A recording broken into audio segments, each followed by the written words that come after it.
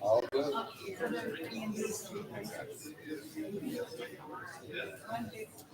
Actually, no. I used two. You did one. I'll try. So will you make an announcement to people?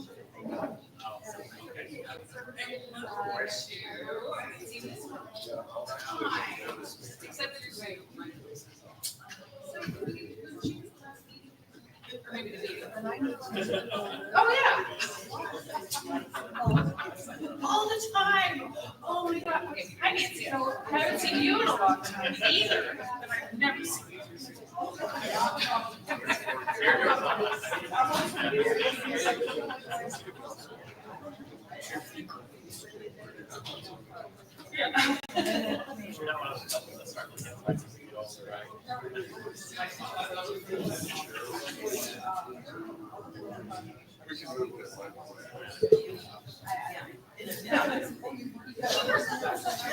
Yeah. So, okay, curly hair. Yeah. Is one of these an incumbent? Hi. Mary had a little lamb. Her fleece was white as snow. Everywhere that Mary went, the lamb was sure to go.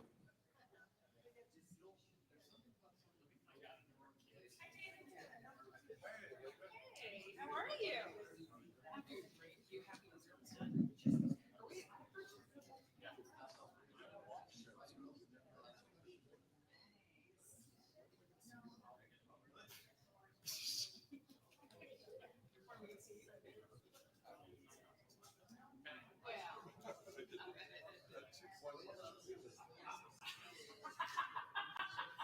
My menu just went up. I emailed you today.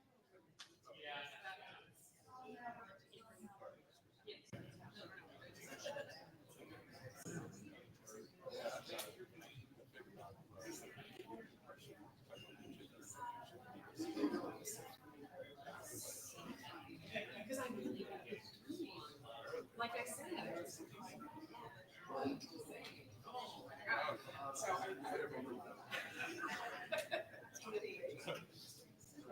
No, I just.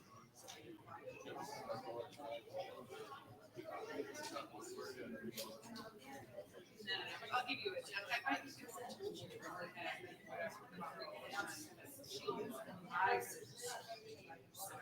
So I'll give you a check.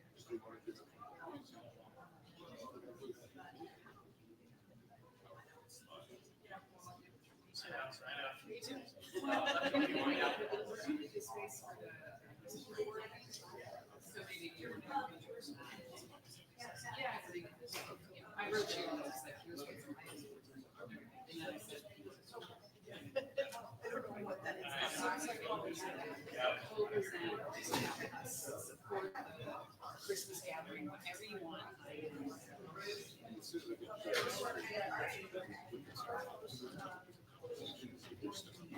Yeah, just today, decided to start.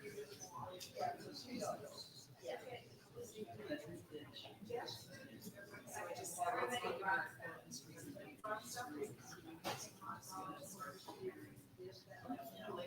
if we go that far, you know, if we do that, water.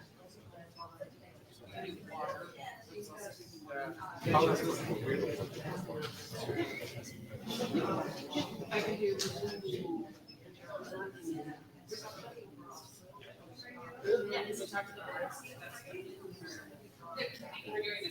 I have to leave early because I have to try. I know, the thing is too, you know, those are pretty spicy.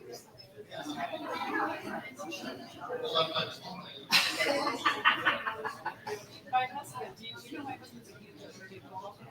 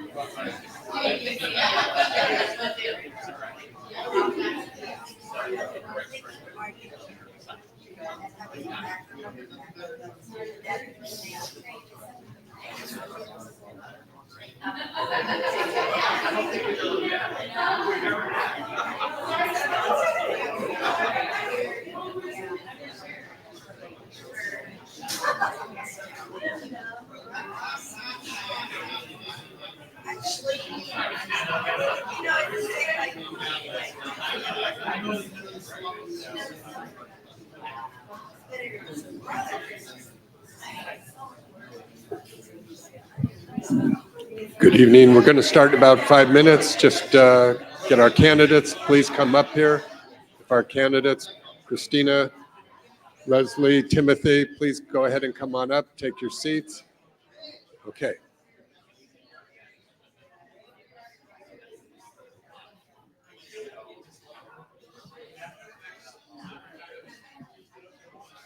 Are you Christina?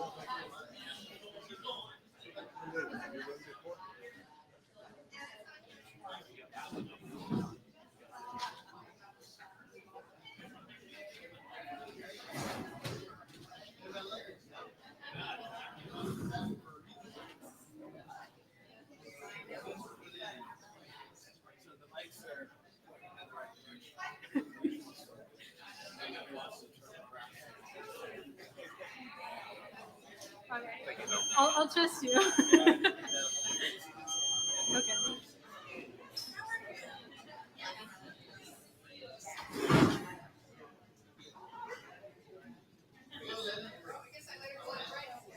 Sorry. I saw my name up there and I thought, I better go. Too much chit-chatting.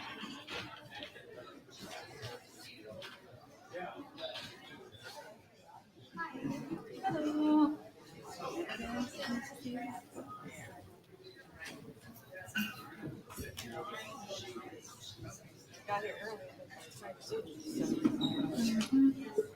I know the last 15 minutes go by just like that. I realized I left my phone at home. No. Mhm.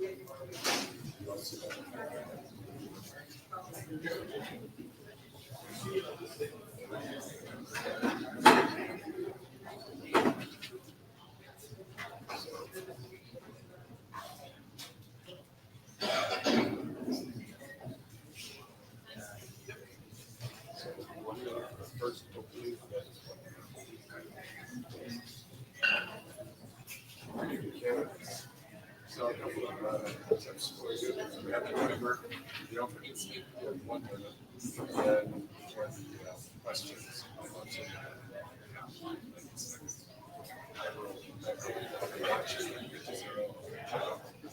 We're going to have attendance. This is my best check. Candidates listen and some candidates don't. I ask you a question. You're going to have attendance. You all will know. I'm sure you haven't done something wrong. Don't worry about it. Make sure I'm getting it. Oh, I got no problem doing that, so. The way this works is you'll be number one for the opening statements. You'll go second, third,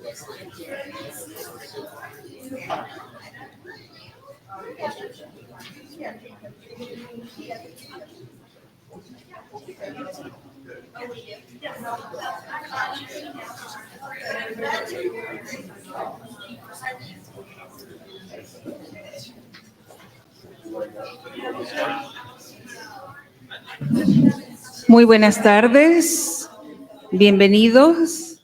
Si alguna persona desea interpretación del inglés al español y del español al inglés, mi colega Betsy y su servidora Lourdes, con muchísimo gusto, les damos los aparatos necesarios. Good evening. My colleague Betsy and I will be happy to be your simultaneous Spanish-English interpreters. If you desire to have that service, please come to see Betsy and she'll give you a headset. Thank you.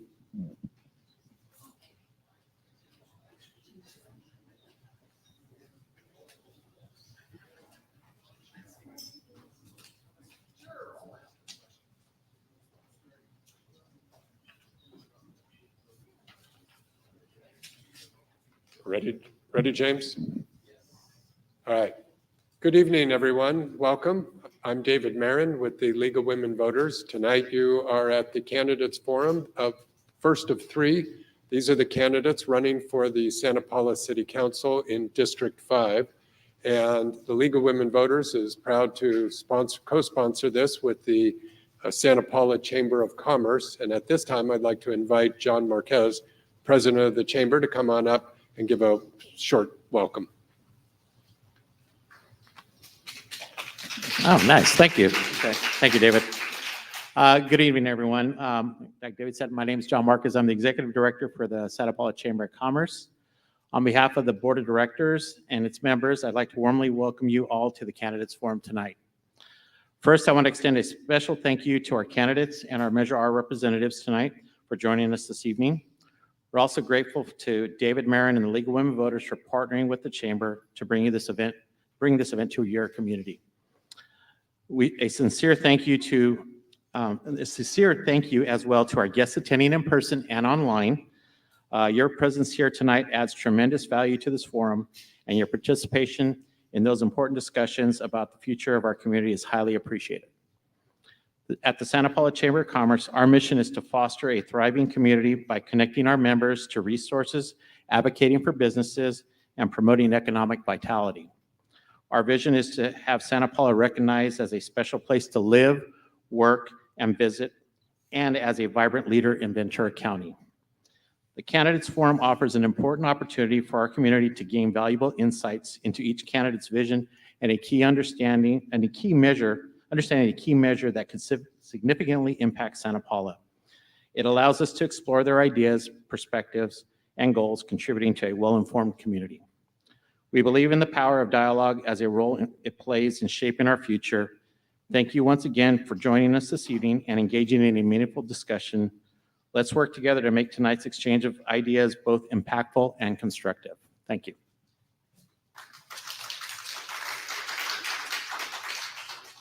And it's also my privilege to introduce the co-president of the League of Women Voters, Ventura County, Kathy Morgan.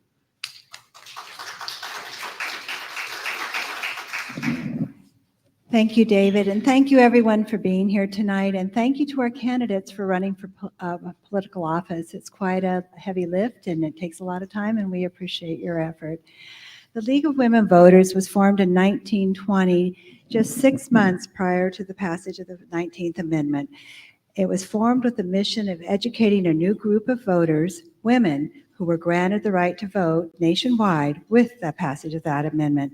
We are a nonpartisan organization committed to providing voters with factual, non-biased information, and as such, we do not support a particular candidate or political party. The League today continues with the mission of empowering voters and defending democracy by registering voters, providing information about the candidates and the issues, getting out the vote, and supporting fair and transparent elections. The candidate forums are an opportunity for voters to hear from the various candidates and to get the information they need to make an informed choice when they vote. We are glad that you're here tonight to hear from our candidates. We hope that you do get the information that you need. We are very pleased to be partnering tonight with the Santa Paula Chamber of Commerce. We thank them for their collaboration in presenting this forum. At this time, I would like to turn it back to our moderator, David Marin. Thank you.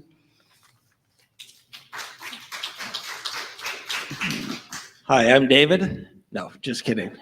We are recording tonight, and so the cameras are positioned in the back.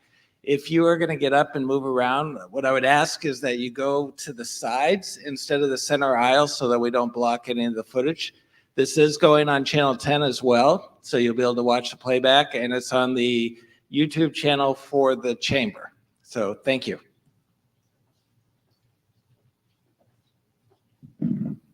I'm also David.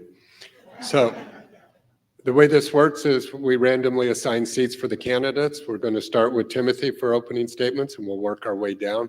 One favor to ask, if you have a cell phone with you, if you'll please put it on vibrate or silent. It's always a little embarrassing when those go off in the middle of the forum. So let's go ahead and get busy. And by the way, in addition to the recording, and it's going to also be on the League's website, in a couple of days, lwvventuracounty.org.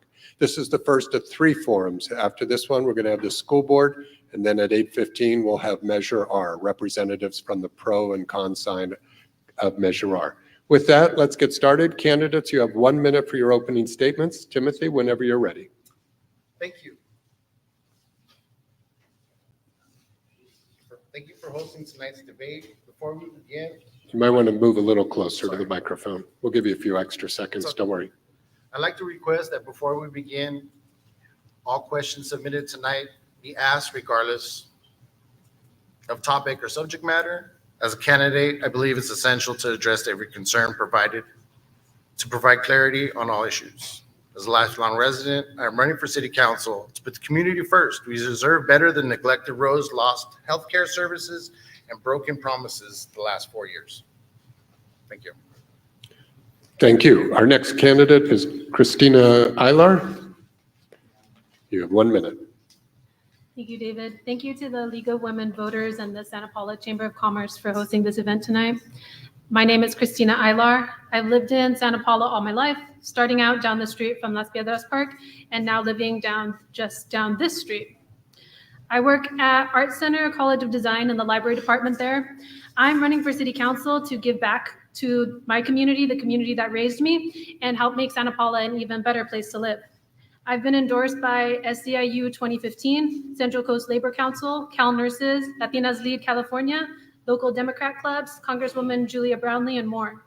My priorities as a city council member will be housing and homelessness, improving our public spaces and streets, and improving access to healthcare and higher education. I hope to gain your confidence and your trust in votes to get elected and serve this growing community for many years to come. Thank you very much. Thank you. Our next candidate is Leslie Corneo. Thanks to the league and to the chamber. My name is Leslie Cornejo. I've worked and volunteered in Santa Paula for over 35 years. Because of that, many people know me. I was first elected to city council in the year 2020 with the highest number of votes in the history of the city. I'm proud to have received the endorsement of the Santa Paula Police Officers Association. Mi nombre es Leslie Cornejo. He trabajado y he sido voluntaria en Santa Paula por más de 35 años. Una gran porción de la gente me conocen. Fui elegido como concejal de la ciudad en el año 2020 con la más alta votación en la historia de la ciudad. Estoy orgullosa de haber recibido el apoyo de la Santa Paula Police Officers Association. Thank you. Thank you. And Christina, we'll begin with you on the first question. So you've probably been meeting with people in District 5. What is the number one issue you've been hearing about from your constituents, and what would you do to address that concern? Well, this is the first time that Santa Paula has gone to district elections. And so usually the conversation with voters starts on that topic. And when we talk about being in a district and being very close to one another, a lot of people are really excited to talk about things that are happening right here in District 5. So some of the issues that I've heard are concerns about the streets, the maintenance of the streets, the fact that this is a section of Main Street that is poorly maintained and we should have more pride in taking care of our Main Street, but also things like traffic control and unsafe driving that can sometimes happen near Foothill Road and between Harvard Boulevard and Main Street. And so those, I've been really happy to be part of those conversations that are about things that are happening right here in this neighborhood. Thank you. Leslie, share with us what you've been hearing from District 5 residents, and what will you do to address that? Like Christina, I do have a lot of concern, and the first conversation is about how we're going to districting. A lot of people don't understand that they are only going to get to vote for one person every 4 years, as opposed to prior to districts where we could vote for up to 5. And so that has changed the nature of how we vote, who we represent. And while we represent our district and know it best because we live there and shop there and walk there, how we will vote in the end will affect the entire city. And so therefore, I have quite a few people speaking to me from out of the district concerned about what this will do to change in the dynamics of the future of the politics and decisions made at the council level. And I always assure them that I will look to the interests of the entire city, as should be, yet representing my district, which is largely high school graduates, hardworking, many retired, many naturalized citizens. It's quite the patriotic district, and I'm very proud to would be very proud to represent that district. Thank you. And Timothy, we'll wrap up with you. What are you hearing from residents and how will you address it? The major concern I'm hearing, besides the streets, obviously, is Measure R. A lot of people are concerned about how that funding would be used if passed. Is there, what oversights are there? Is it just going to go to fund special projects that don't go to the priorities that we need in the city? Thank you. And we will start with you, Leslie, on this next one. In 2018, Santa Paula voters passed a Measure N, which was a cannabis tax structure. Are you in favor of voting yes to have cannabis operations begin as a new source of revenue and place it on the ballot?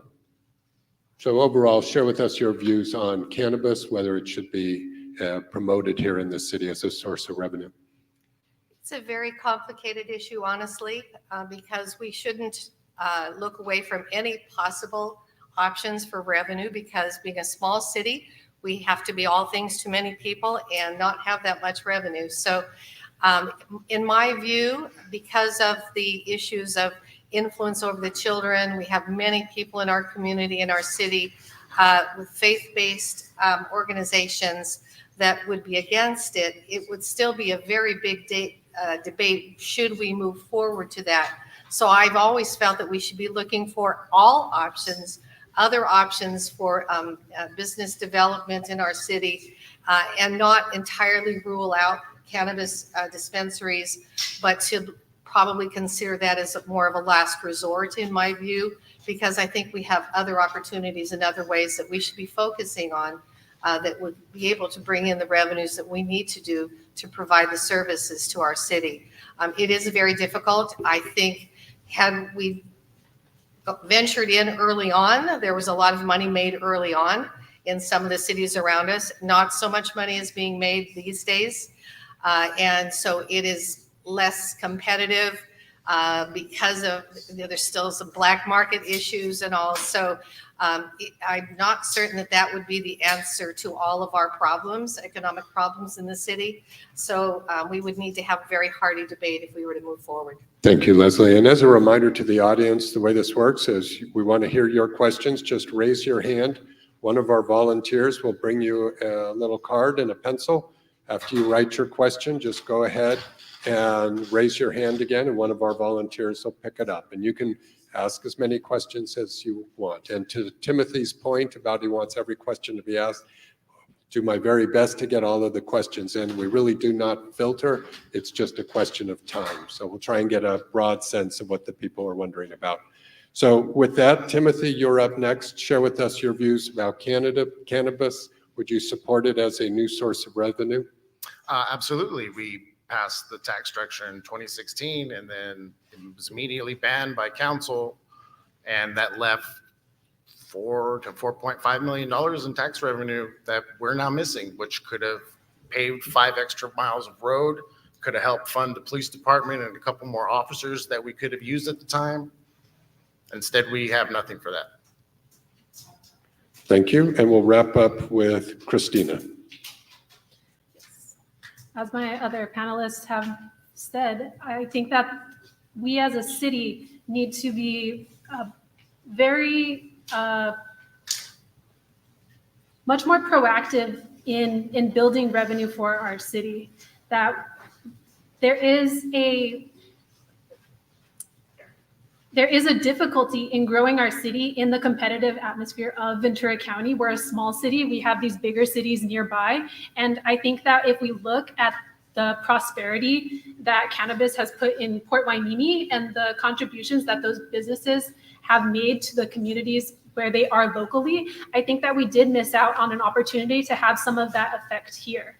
So while I do respect the people who would never partake of cannabis and perhaps do not like the idea of it down the street, I do think that the decision to ban it completely when we had already done the work to allow that business to thrive in this city was a mistake for tax purposes. Like the others have said, now we are facing Measure R to help fund just city infrastructure, and some of that money could have been available from this other tax stream. Thank you. And we will begin with you, Christina, on the next question. Some of you have touched on it already, but it's the question about new business. How can the city council attract new business to Santa Paula and also retain the businesses that are here? So share with us your views about how you will meet the goals of increasing economic vitality for the city and those goals that are shared with the chamber. And you're up first, Christina.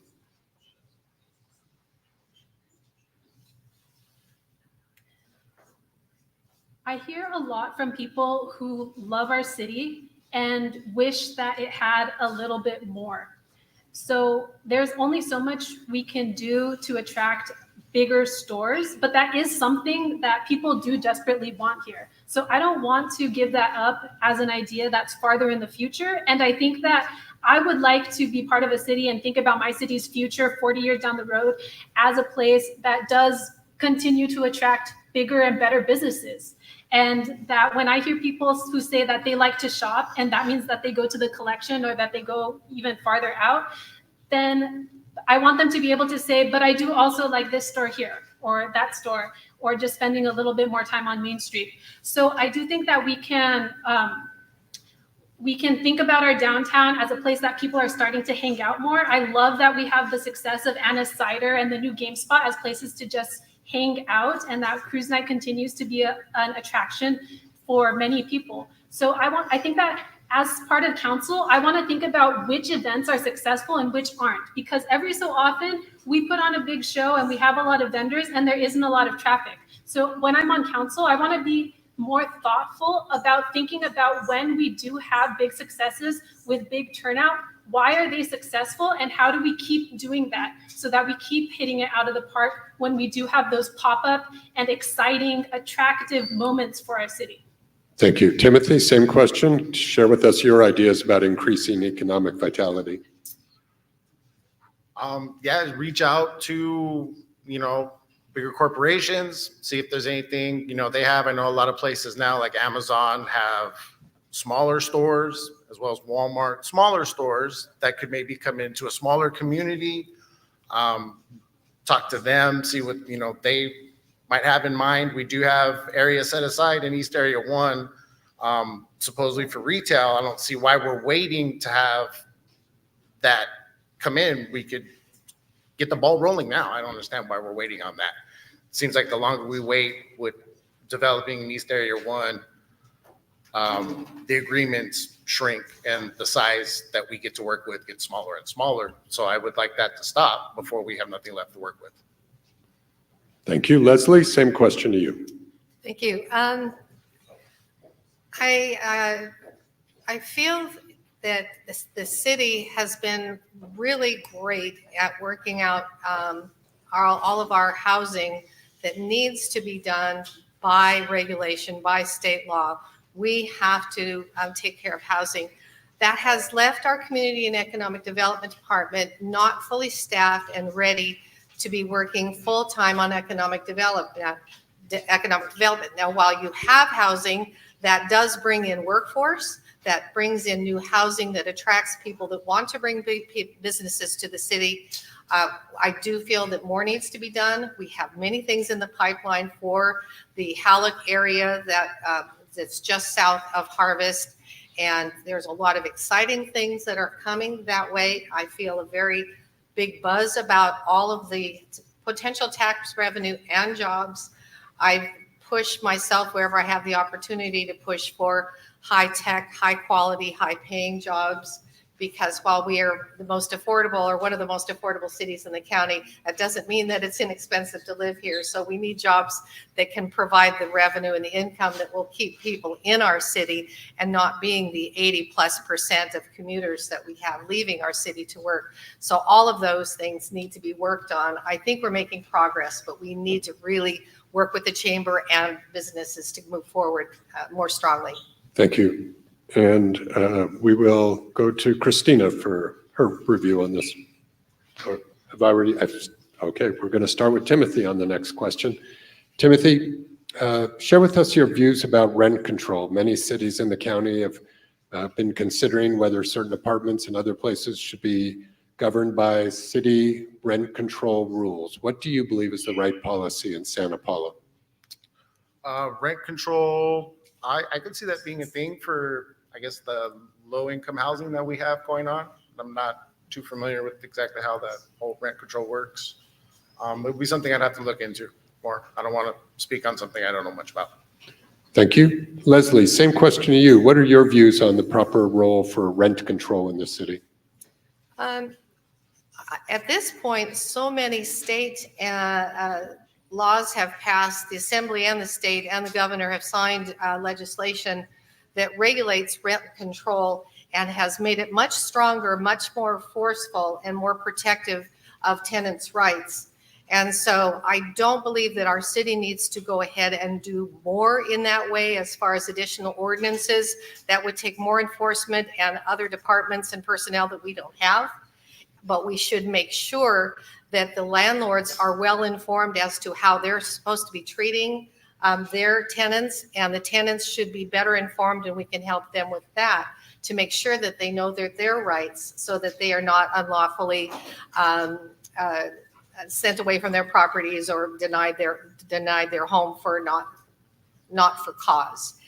And so in my view, I think that we have plenty of laws on the books. They should be enforced. We should be making sure that our city is very aware of what those laws are so that we can counsel and help direct people so that they can defend themselves when they are wrongfully treated by a landlord. The landlords also need to be well informed of the new laws so that they are not overcharging, they're not raising rates. But so far as additional laws, I'm also a believer in property rights, and I don't believe we need to put additional onerous laws on the books. Thank you. Christina, we'll wrap up with you with your views on rent control. What do you support? I am very pro rent control. When I was growing up here, Santa Paula was a majority homeowner city, and that trend has declined until these days we are about 50-50 renting residents and homeowning residents. So I think that this is a population here in Santa Paula that has historically not had their interests well represented by council and just in the city as a whole.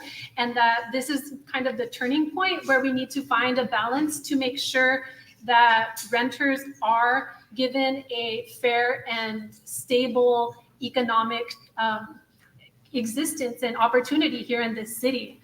So rent control on the state level, there has been significant progress, but I do think that there's more that we can do as a city. So if we're talking about a state level of 10% rent control, that a rent can increase by 10% from year to year, that can still be a huge jump to someone who is paying that rent, right?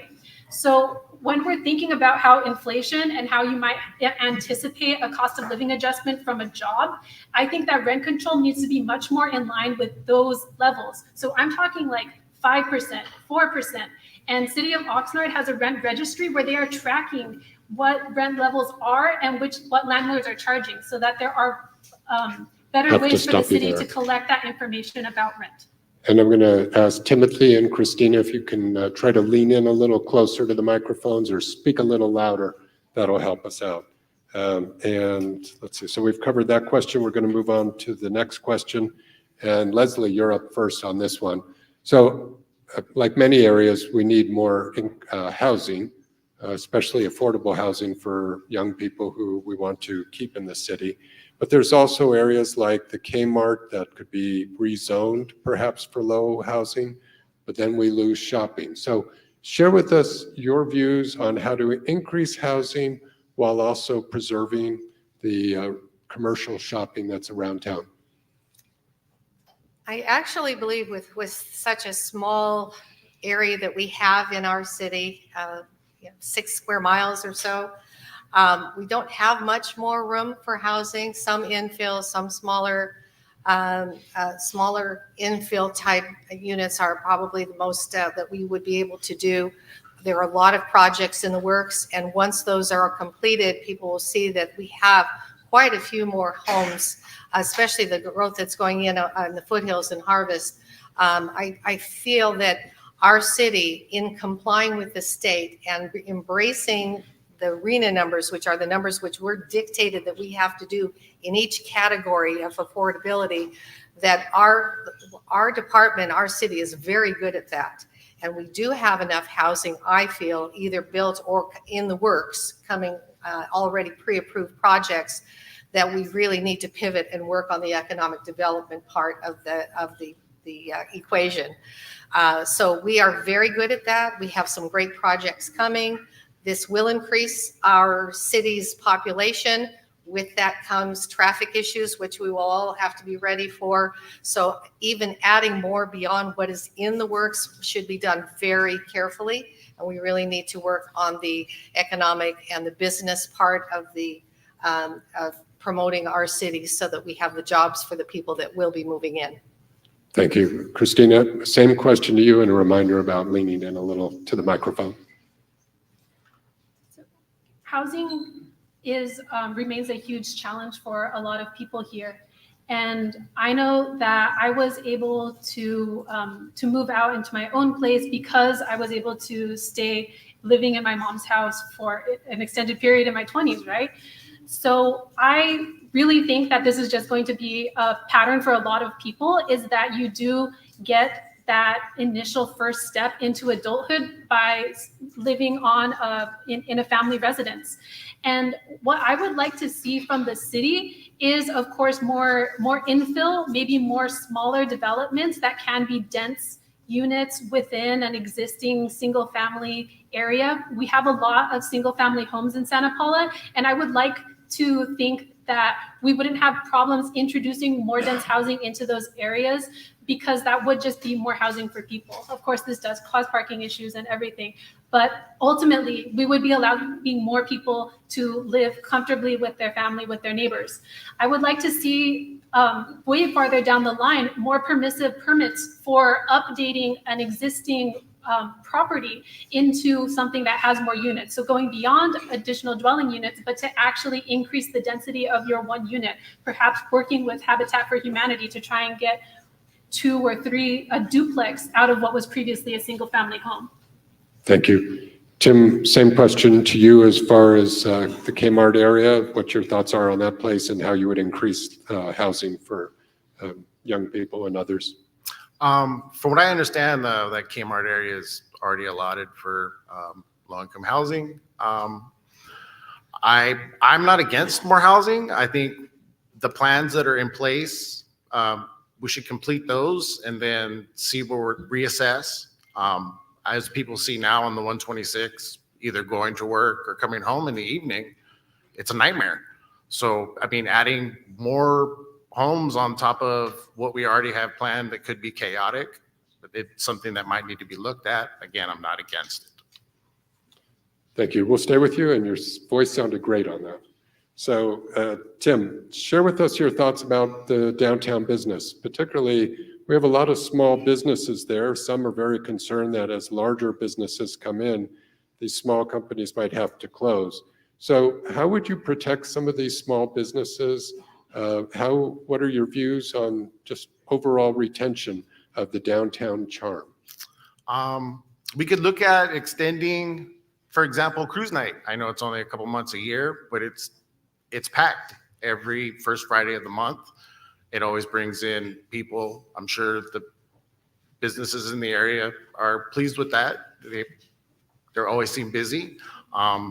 Maybe extend that a couple more months, or, you know, do something else on that section of Main Street. It doesn't necessarily have to be a cruise night. It could be some other sort of event. You know, let's utilize Main Street. We're used to shutting it down for a section of time. Why not other ideas? Yeah, I heard it snowed the other day on Main Street, right? All right, Christina, same question to you. Share with us how you'll protect small business and the charm of downtown. I think that how council can best support downtown is by keeping an eye on what the rents are like and what foot traffic is like, and keeping downtown well-maintained and clear and easy to enjoy.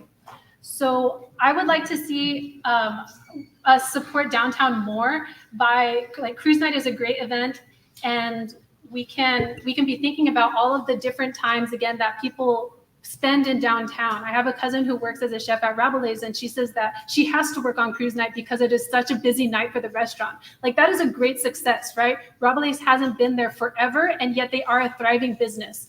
So I want to be supportive of that business culture and allow those restaurant owners and those thriving businesses to share their knowledge and expertise and work with them to say, hey, how can we support you? What do you need so that you are getting plenty of people to deliver the great food, the beignets, and everything else?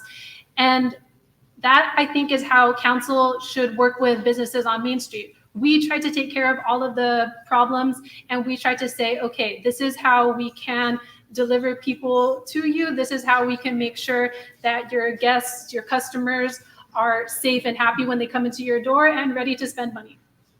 Thank you. Leslie, same question to you about downtown. I think probably the two biggest things that we could do to improve the downtown is to really put an emphasis on improvement of parking in downtown, improving the lots that we have responsibility for. I will drive around the block 3 times in order to find a spot on the street rather than park behind and walk in alone at night. We need better lighting. We need for the parking to be safer. And I walk around with all the time saying I have a tall forehead with a P on the top of it. Look at it, P for parking. We need to focus on parking to make it. We may have enough spots, but they're not maintained well enough. They're not the signage, the lighting, and all of that needs to be improved so that people will be comfortable coming to the downtown and spending time as day and night.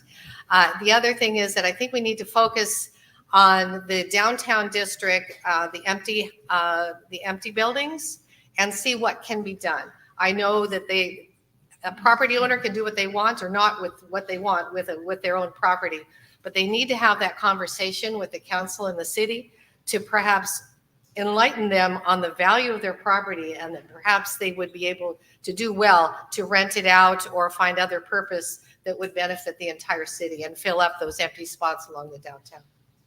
Thank you. Christina, you're up next on this question. So to all the candidates, what is your view of the staff and particularly the city manager?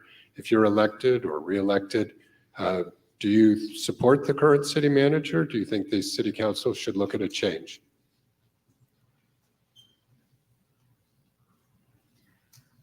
I think that the relationship between council and city manager is a balance and a exercise in leadership. I think that you have to trust your city manager to execute whatever decision that council comes to, and that when you're on council, you need to be asking questions and really trying to make sure that you are getting the complete picture, the whole picture, and making sure that you're bringing your own independent perspective on whatever issue is ahead of you to your decision that then you are giving back to the city manager.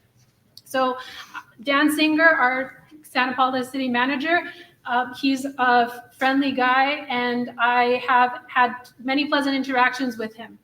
And I think that as a council member, I would love to be the person who would just continually ask some questions, ask for more information, ask for more detailed reports, because I want to be the person who is giving feedback on his process so that I know what's being done to the city is something that I can stand behind. Because ultimately, I would be the elected person here, and people are going to come to me for the decisions that are affecting the city, not Dan Singer. Thank you. Leslie, share with us your views about the relationship with Dan Singer and the rest of the staff. Are you in favor of keeping him?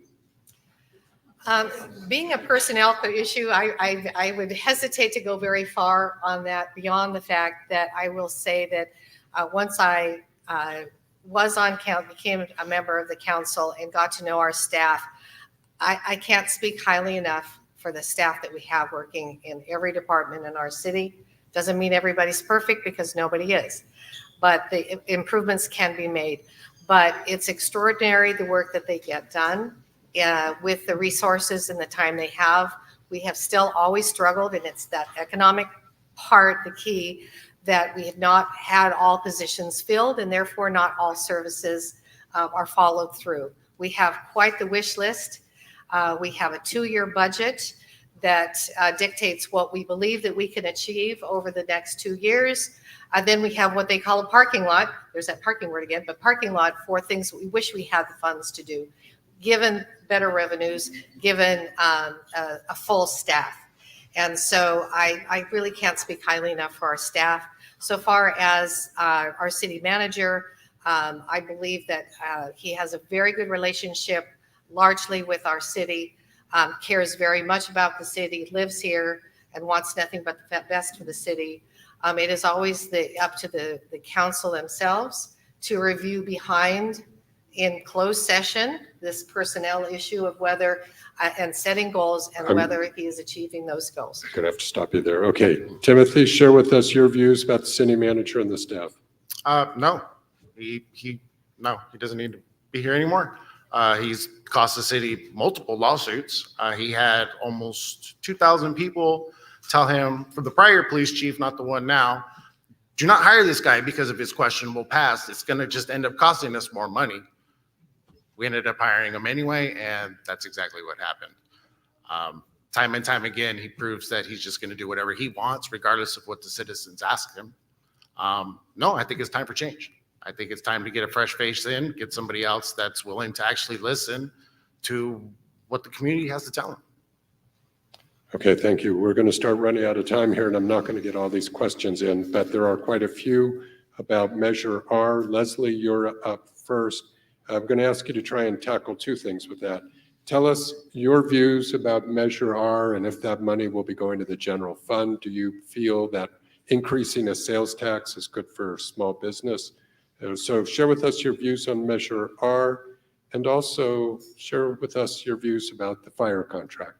You have a minute and a half. I think you could do it. Oh, that's a handle. All right, I will try and speak quickly as I can. On Measure R, I was the council person that spoke out about concerns for what Measure R would do for seniors on fixed income, low income residents, adding that extra burden to our local businesses. That being said, a lot can be done with the tax revenue, and therefore my position, though I don't like to not take position, but I really do believe that the people in this city need to think long and hard and be very well informed by listening later to the debate as to whether they're willing to spend out of their own money that extra cent to improve services in the city. It is worrisome that it is a general obligation bond because I have confidence in the current council, but that means now and forever, whatever council you have, that money can be spent however they wish. And so there aren't those ties. There are serious promises made for such, and our council currently really holds ourselves accountable to those, but that doesn't mean that in long term it would not be the case. So it's a difficult decision. I would leave it up to the city to use those funds if they come and find ways to survive without. It is really a decision to the individual voters and their budget. On the fire, I hate that decision that was made. We should get out. Thank you.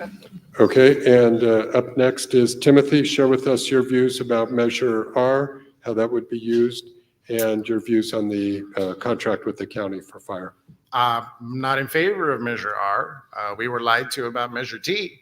We were told Measure T was going to help fund our police department. Measure T passed, and then our fire department was disbanded. What's to say that same thing's not going to happen again with Measure R? Measure R does not have a sunset date, meaning that it could be here forever unless council themselves goes to city management and says, hey, I think it's time to end this. Maybe some more oversight, that would be helpful, but as of right now, no, I do not support it. and fire. Do you want to address that? I wish we would have our fire department back, but it is what it is, I guess. All right, thank you. And Christina, we'll wrap up this question with your views on Measure R and also the fire contract with the county. I'll address the fire contract first, just because A little closer to the mic. I'll address the fire contract first because I see that as part of a trend that has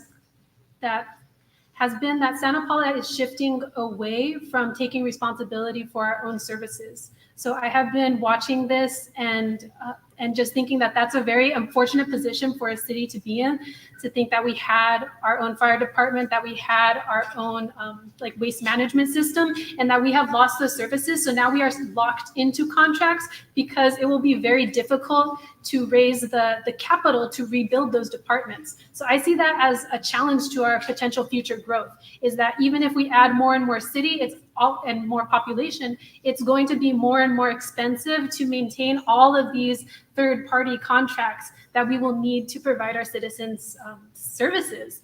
So I don't like that.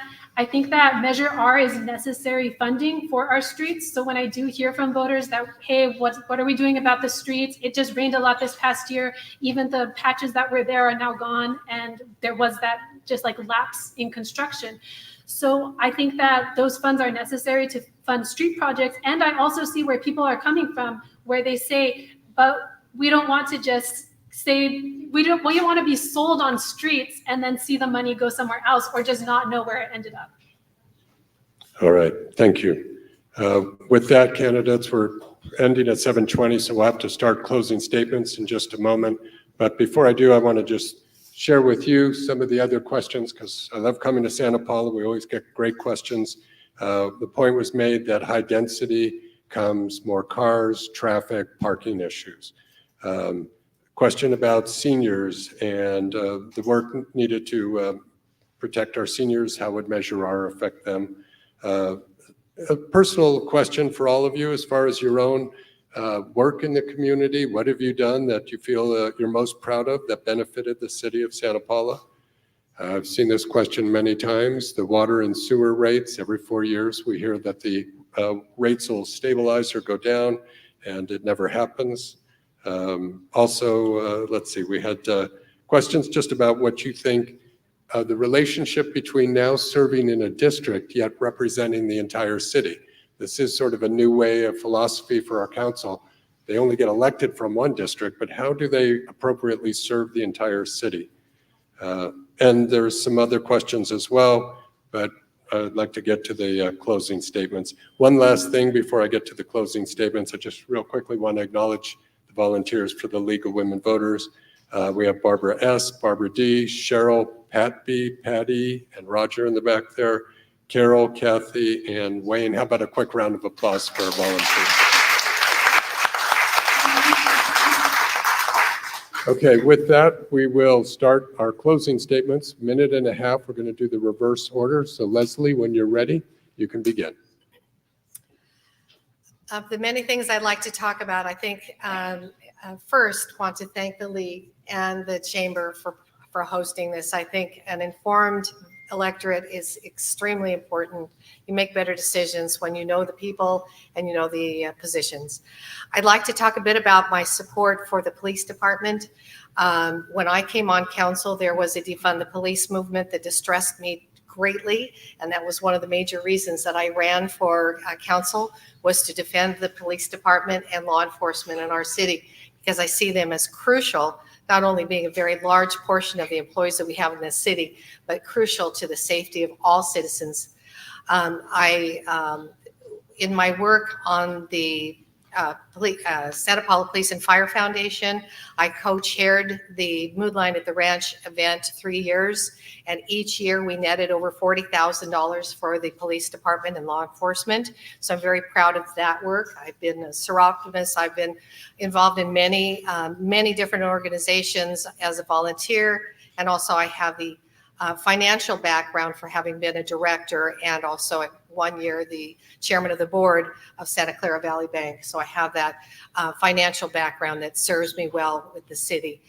So I would just like to state that I I care very much about this city. I've served this city in my business for 35 years. I know most of you, and I would appreciate your vote.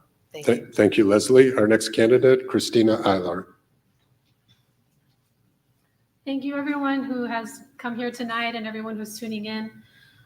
I want to just start off by saying that on the subject of Measure R and decisions that council makes, I would just want to say this in a way that just states clearly that I do want to be the city council member who you are confident will do the things that they say they will do. So if Measure R passes and this money has passed because people are so much concerned about the quality of the streets, then we need to do something about the streets.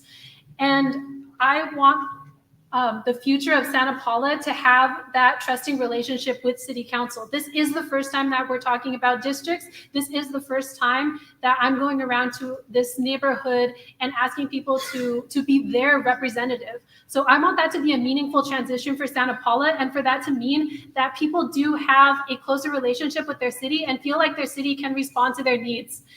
So as we grow and develop, we have new housing development. It didn't come up tonight, but the changes in the hospital structure, the potential of a new hospital center, a new educational center, I view this as like very, very exciting time to be a part of the city and to contribute to the city's growth. So that's why I'm running for council, is because I do want to be a part of this, and I do want to be looking out for the roots of this community, the working class people who didn't have the opportunity for themselves perhaps, but will have opportunities for their children and grandchildren to come. Thank you. Thank you. And our next candidate is Timothy Eubanks. I just want to thank everybody tonight for the time coming out. If you vote for me, you're going to get somebody that's not going to rubber stamp whatever gets in front of them. I'm going to put the priorities of the community first and foremost. And I'm a straight shooter. I'm going to tell you like it is. I'm not going to beat around the bush. If you have questions, you're going to get straight answers. Thank you. Thank you. How about a round of applause for our candidates?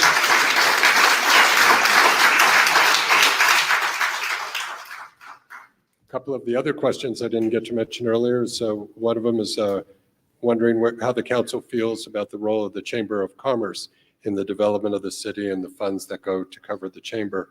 Also about how candidates can improve the recruitment and vetting of city community commissions and members on those.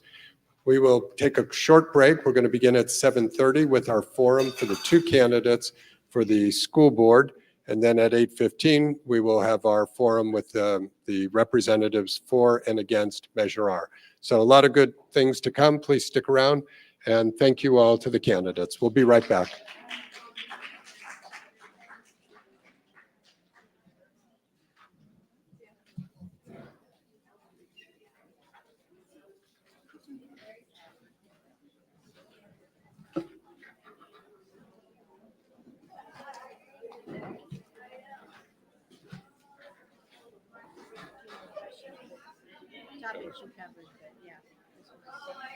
There's a lot of questions. I was thinking to myself, should we have done an hour, 2 hours? I should have probably done a minute instead of a minute. Yeah, we don't. I mean, I was bringing up questions over here. I'm ready for the. So this one? Yes. For the Union Oil building Oh, yeah. purchased by the city. That's a huge thing to have in downtown. Yeah, should they really spend $1? I don't know. They could have got it for 80 cents. People have to make improvements. But it's so exciting personally. And you know, just the cultural downtown murals, all that. But interesting, the whole district thing really throws stuff into a different. I was trying to get a chance to count. I don't know if you get a chance. Yes, that's why I Try tried to to count. draw. Okay.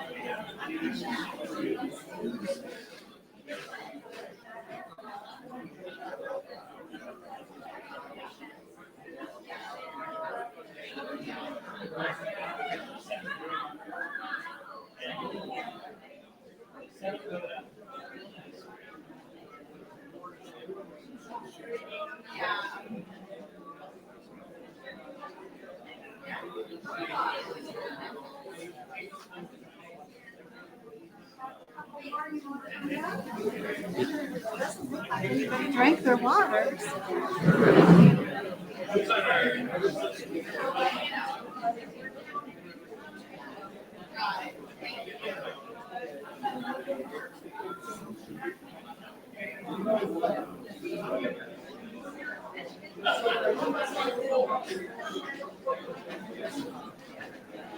Robin and Daniel, if you'll please come up.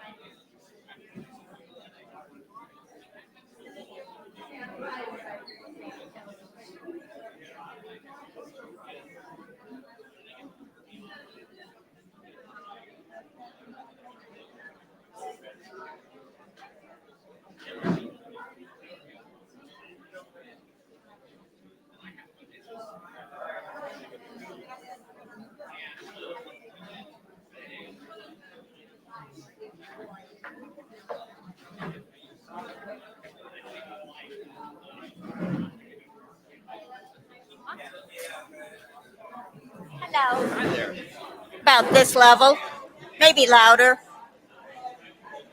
depending. how excited I get. How are you? Fine. How are you? Good. So go ahead and talk. Shall I do testing? 1, 2, 3. David, can you hear me? Huh? Okay.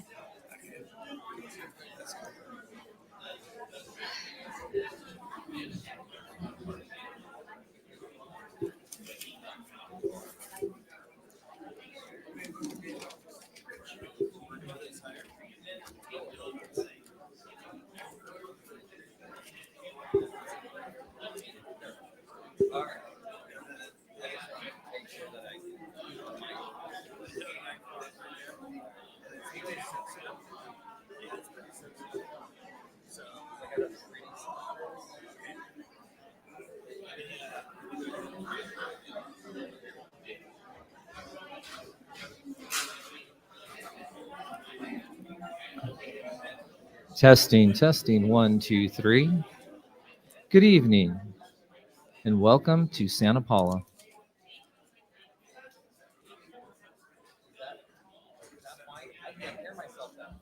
Oh yeah, it's coming out pretty good though.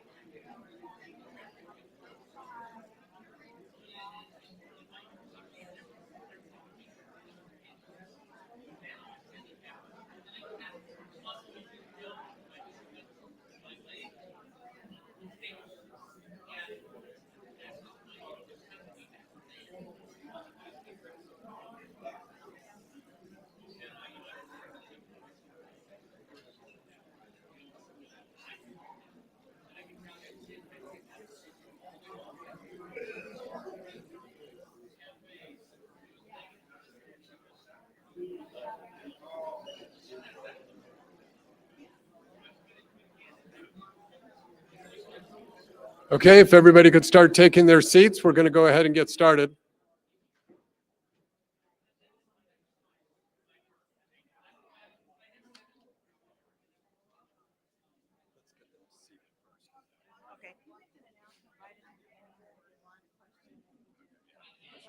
I should have done that.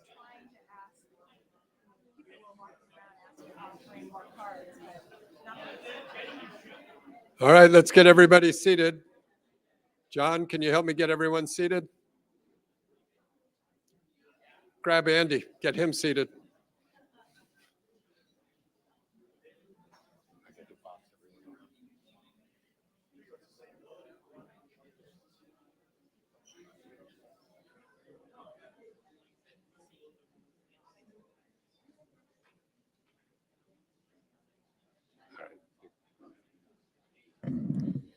Good afternoon. My colleague Betsy and I, Lourdes, are going to be here interpreting simultaneously from English to Spanish. For any of you that would like to use our services, please go to our table and pick up our headsets. Para aquellas personas que deseen interpretación del español al inglés, con muchísimo gusto, mi colega Betsy y su servidora Lourdes podemos interpretar en forma simultánea. Si desean este servicio, favor de pasar a nuestra mesa y tomar alguno de los receptores. Gracias.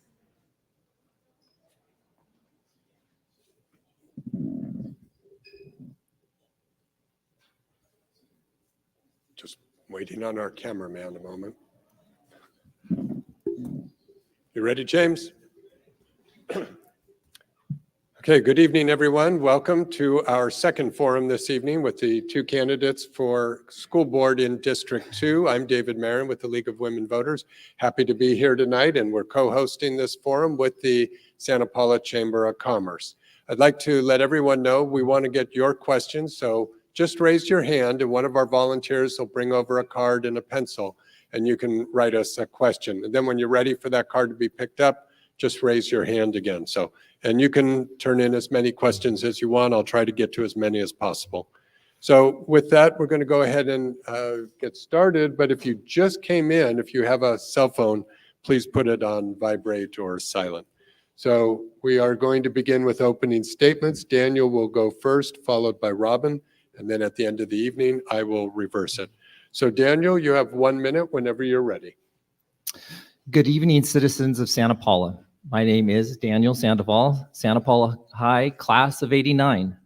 I am a third-generation Santa Paulan, born and raised, with an engineering degree from Caltech and a PhD from Cornell. I have a successful career as an IT business consultant and as a professor at Cal State Channel Islands. My goal in joining the board in 2020 was simple: change the culture of the board and the district to serve all students and treat our lack of progress as the real problem it is. Over the past 4 years, we have been able to create 160 seats for preschool students, provide hundreds of kids free access to after-school sports programs, invest heavily in training for reading and math instruction, and strengthen career programs in engineering, cybersecurity, and patient care, among others. We must continue to look to the future for our solutions. The way we've always done it hasn't worked. We will only be able to do that in partnership with our students, parents, staff, and community. Thank you. Our next candidate is Robin Simon. Simone, excuse me, Robin. That's okay, not a problem. Good evening, everyone. First of all, I'd like to thank the League of Women's Voters and the Chamber of Commerce for putting this on for us this evening. This is the first opportunity for me, so it's a new learning experience and a new learning curve, and I'm going to enjoy every second of it, even though I'm just shaking. So, I am born Santa Paula, raised generational family, my mom, my dad, my husband David Gillette, that's whom I'm married with. He's Santa Paula. Parents, the same thing. Our children were graduates of Santa Paula High School, and I have grandbabies in the district. So I do have a very strong concern for our district and where we are going. I have 31 plus years in education. The majority of it is here in Santa Paula, and I went from teacher to a assistant principal. Have to stop you there. Thank you. And Robin, we'll start with you on the first question. What do you believe is the greatest need for the school district, and how will you try to achieve that? We have several needs. One of our needs is to be fiscally sound. And right now we are deficit spending, and that's frightening. And it has been going on now for the last 4 years. That's one of my greatest concerns. Another concern that I have is that we have lost revenue through our chronic absenteeism rate with the students that are not attending school. I figured it out through what the absentees were. And if you have, this is according to the CDE, we had 800 students that were 10%, which is a chronic absenteeism. It's $75 per day. Do the math, and we're over $500,000 that we're losing through attendance. And I know that they're here, they're just not attending. And we've lost about 30% in the last 4 to 5 years that go to other schools. And I'd like to know why have they gone to other districts? Is it because mom and dad are working in another district? Is it programs? Why are we not keeping our babies home? So those are some of my concerns. Those are my top 3, I would say. Thank you. Daniel, same question to you. What is the greatest need for the district? How will you go about accomplishing or solving it? So I think the first thing is our test scores, right? Reading and math is abysmal, especially for special education and English learners. So we have invested in changing how we teach, right? We've invested in our teachers. We've spent a lot of our COVID funds for that purpose. And in reading, we're already starting to see the benefits of that. In math, we're not sure yet because we haven't got the data, but that's number one. Number two is the outreach to our parents and community. We don't do a great job at it. We haven't. We have new funding, right, for outreach workers that are into the community, right, to talk to parents, right, to make sure that they're engaging with us and that we are engaging with them in return. And finally, yes, the budget is a problem, right? And I know this, and I'm the numbers guy on the board.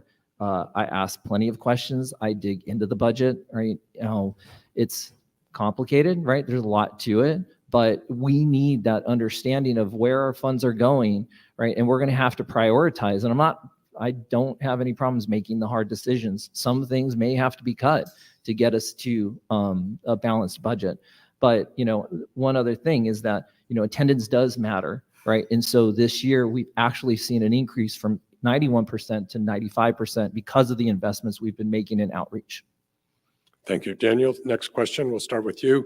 The questioner states that it seems like bonds have been going on forever here in Santa Paula. So are you going to, what's your position on Measure N, the bond for the schools?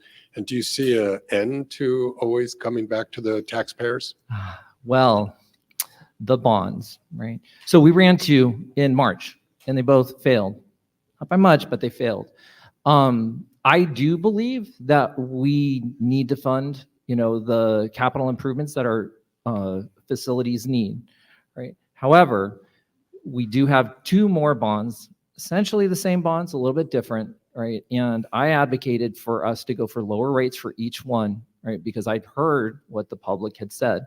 I actually did vote against one of them as well, because I didn't think we should be trying to do two again.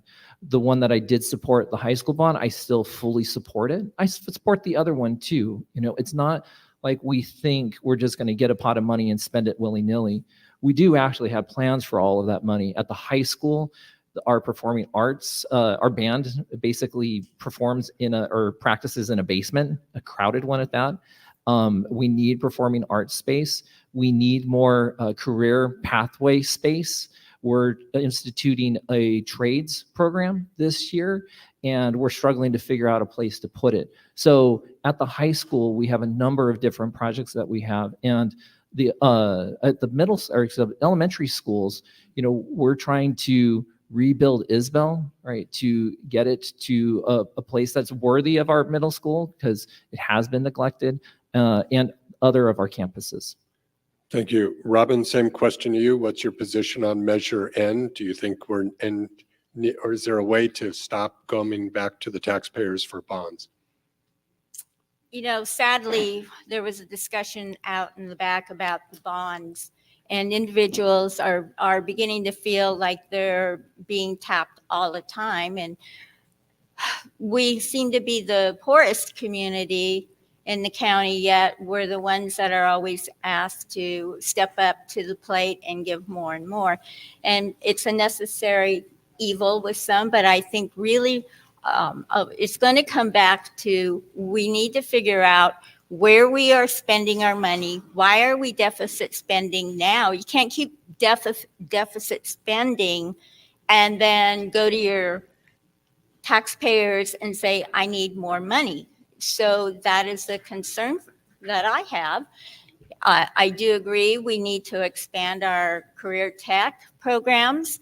I think the programs that we have are wonderful. I think that we need to concentrate on our K-3 for literacy, because if a student does not read by the age, by third grade, it makes it more difficult for them. And there's been research on it that if they're not reading by third grade, they're going to have a tough time for the rest of their educational career. So I think we need to be very careful and selective as to where we want to put our monies, how we want to put our monies, and, you know, look at it as a checkbook.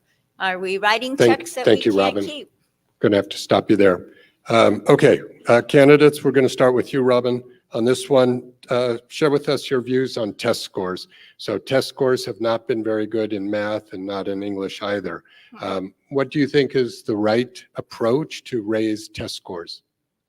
Right, I was looking at them today again, and we're down on both, and math is actually the worst. What we're doing right now is obviously is not working. So I think instead of trying to put money where we've been working, we need to come into this and look at it with fresh eyes and a fresh technique for getting our kiddos to do well in reading and math. And part of it is we need them in school, and especially with those who are chronic. With the absenteeism, it doesn't help us in the long run. So as far as I look at it, we really do need to concentrate heavily K-3, 4, 5, and 6. And, once you get them set, I think, we will be okay. Thank you. Daniel, same question to you. What can you do to raise test scores? We're making the investments in the professional development that we need to happen so that we're teaching differently. For instance, in literacy, we've moved to the science of reading. Our second graders last year came in at about 10% proficiency. This year, they came in at 50%. We still have a ways to go, but that's the first real gains that we've had in a long time. The same thing with math. We're investing in something called CGI math, right? And again, we don't have the data yet, right? But the anecdotal data from the teachers is that it's making a difference. And yes, we have to concentrate, right, on all of our students, right, at those lower grades. But I've insisted that we break down these numbers as well for English learners and special education, because those are the two populations that are the worst, that are the farthest behind. Thank you. And Daniel, we'll start the next one with you. So Santa Paula is, of course, a unified high school, unified district, including the high school. What do you think of career education, trade school type work for students? How are you preparing our students for the modern economy? This is something that's been passionate for me. I have been out in the community making partnerships with the Naval Base, with the VCMC, with Channel Islands, with Ventura College. We need those programs and those linkages so that we can start introducing our kids to the possibilities of what they can do, the good paying jobs that we know they can fill, right, from elementary school upward.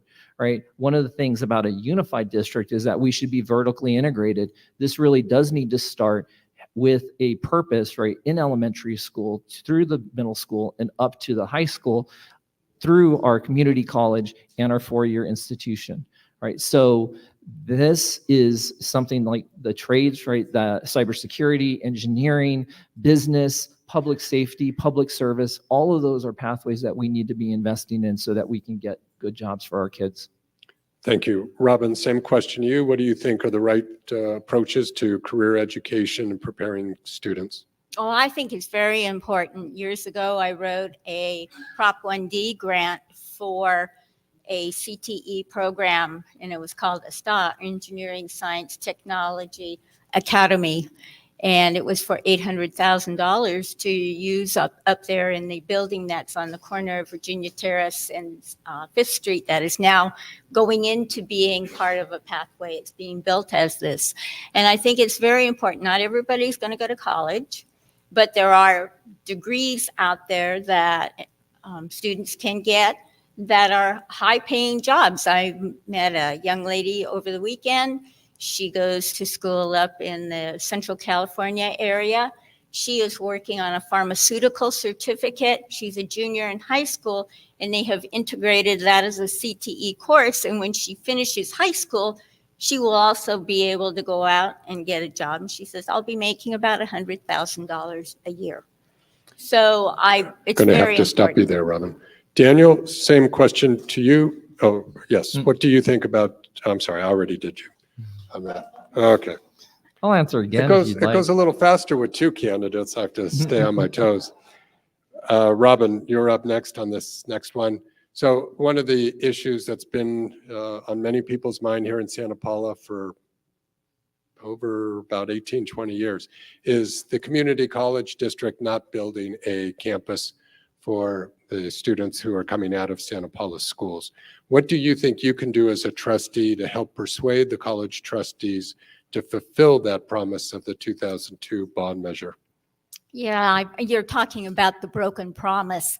All right. I'm also a member of the Latino Town Hall, and we've had several meetings, one with Steve Bennett. And that was exactly the topic that we spoke about, is the fact that, the broken promise, we don't have the college out here. And, there's a saying, if you build it, they'll come. And with the college, they want to have X amount of ADA and people to be all ready to prove that it's worthy of building our college. I will go to bat to have that college here. And I think it is something that's necessary. This is a program that we need. And I really wish that broken promise can, come to fruition, and that we will actually have it built out there on the east side. So I'm totally for it, and I'll go talk to anybody I need to. Thank you, Robin. Daniel, same question to you. What can you do to persuade the trustees to fulfill that promise of a campus center? Look, Santa Paula is used to empty promises, broken promises throughout the county, right? Our hospital just lost its OB unit. So, to think that, if we just ask hard enough that something's going to happen, right, is kind of on us, right? So, I don't want to wait another 10 years for a center to be open for our students, right, to be benefiting from it. So, I met with the Ventura College president last week, and we talked about how can we start doing program integration so that we can provide the things that the center will house eventually right now, because our students need that today, not 10 years from now. And I'm not going to wait for them to maybe buy land or maybe buy a center or maybe do a demographic study that says we can support it. Or we need those programs. We need the dual enrollment to be much stronger. We need career pathways through VC and successful. All right, we're going to start with you, Daniel, on the next question. So one of the recent changes in state law is that school districts now can offer transitional kindergarten, which includes students who are 4 years old. And Daniel, what do you think is the what do you think needs to be done for the Santa Paula Unified School District to support these 4-year-olds? Are there new facilities, new staff? Share with us your vision for TK. When TK first came online about 4 years ago, our board decided to fully fund any kid who was 4 years old, right, to go to TK, even though the state was rolling it out in 2-month, increments, right? So only a portion of students were able to get paid for TK, excuse me, but we supported the rest of them. I think early childhood education is important. I've worked with the Project Isabella for 5 years at this point. We've created 160 seats of preschool, right? Those preschool students most often will transition into transitional kindergarten, right? Anytime we can get kids further along in their education at a young age, the better they're going to perform as they get into our school system in our first, second, and third grades and beyond. Thank you. Robin, share with us your vision of TK. You know what? I can't argue with Daniel about any of this. I truly believe in early childhood education. Both of my daughters, by the time I could hardly wait for them to become 2 years old, because, we were in preschool. It was selective. There was an educational component. And as far as I am concerned, this is a great investment in our future. And this is something that we need to fund. And this is something that we need to keep working with. So this has my complete approval. Thank you. Robin, next question, we'll start with you. So we talked a little bit about career education and trade.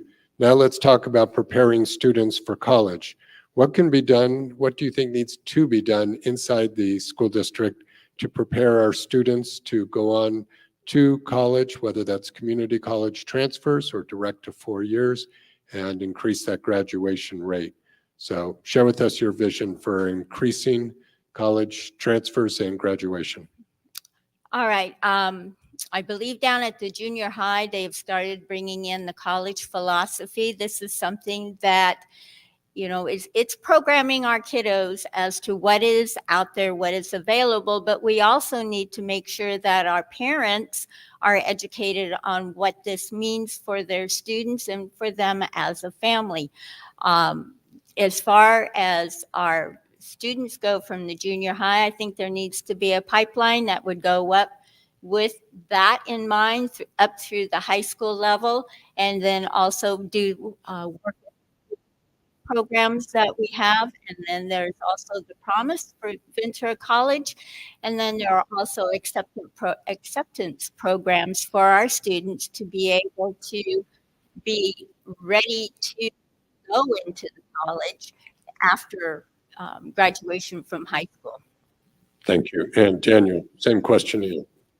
Well, as a college professor at Cal State Channel Islands, I see a lot of the students that, you know, we prepare, and honestly, they're not.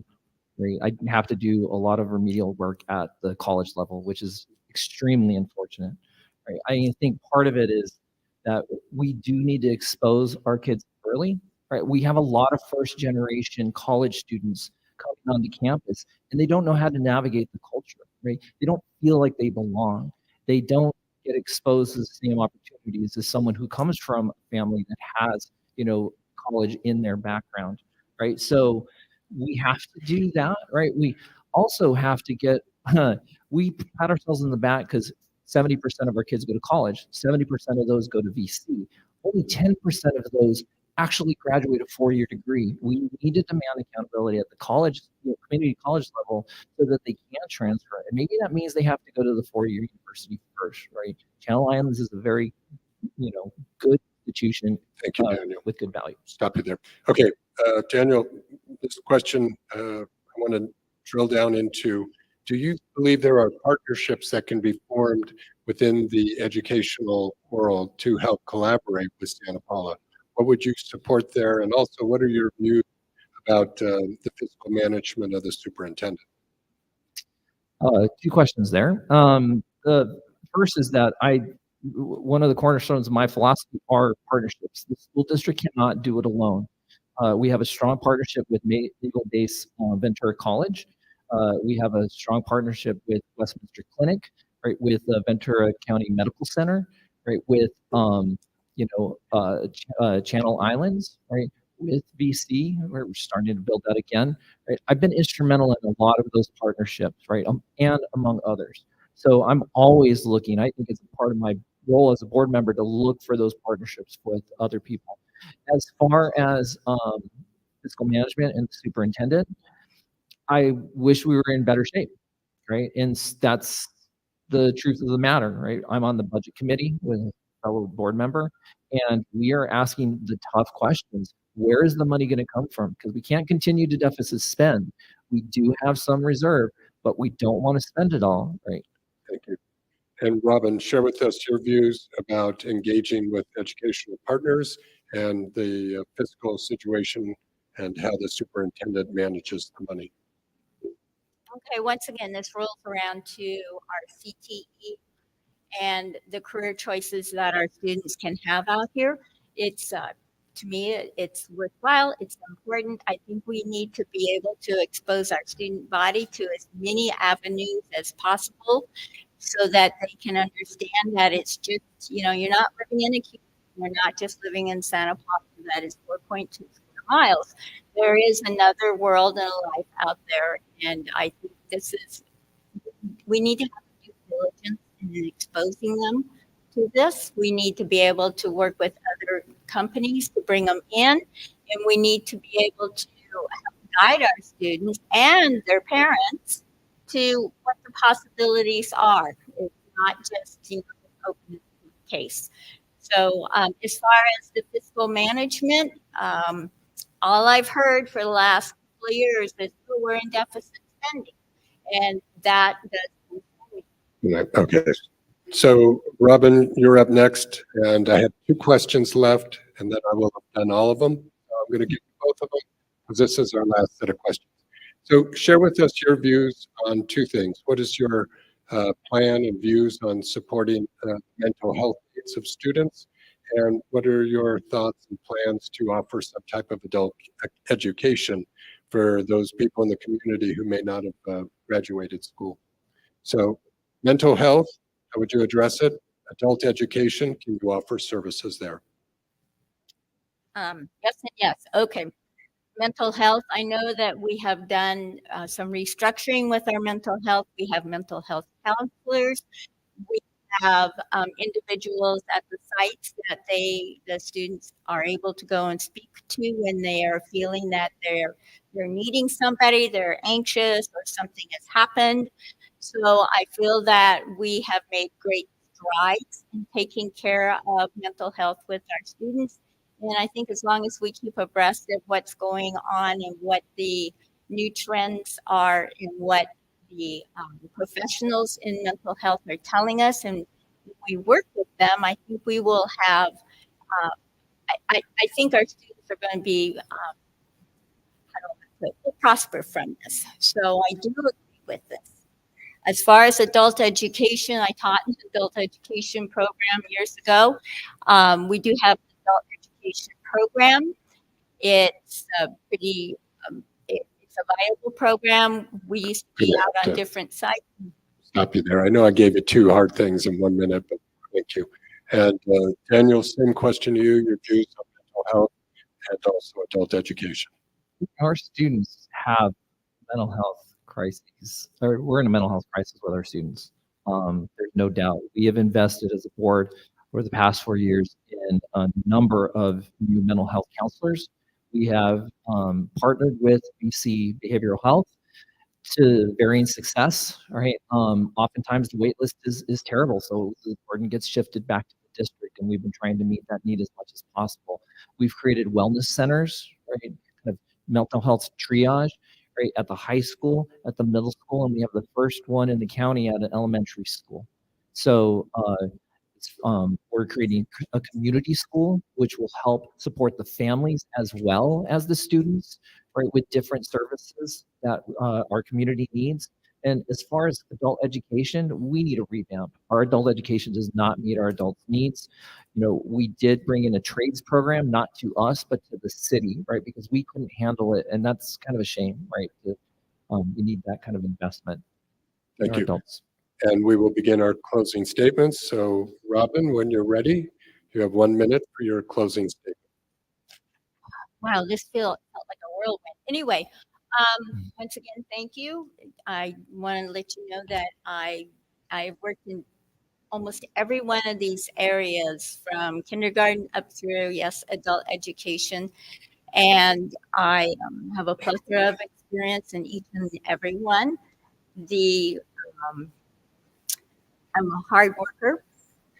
I believe in us as a community. I believe in our school system.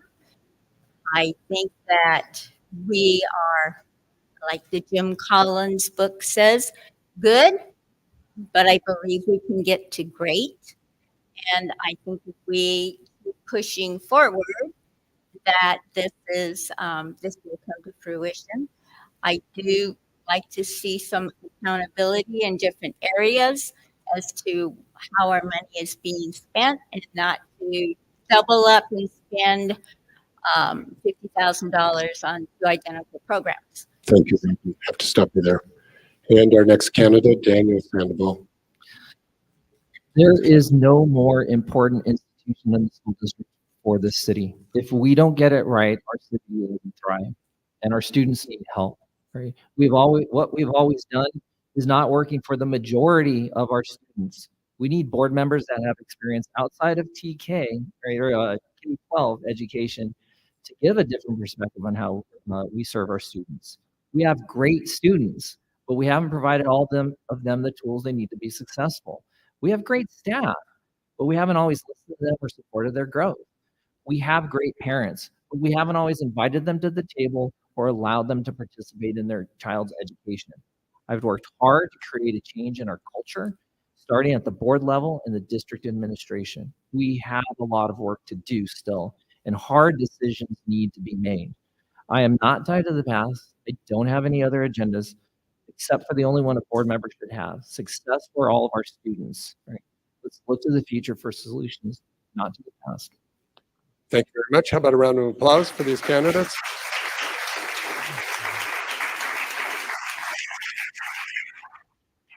We'll take a short break and then we'll be back at 8:15. We have 4 people to represent the pro side and the con side on Measure R. You're going to want to stick around for that. That'll be very informative. Thank you. Be right back.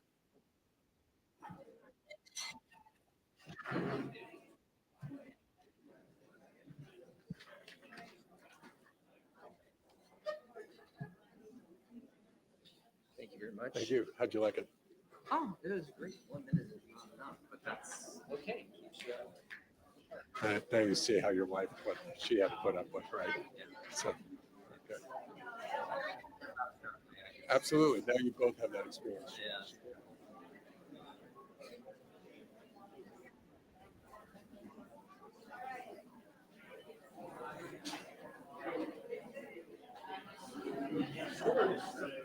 Sorry about that mix-up.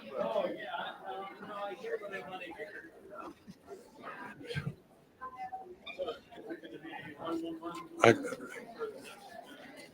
think so.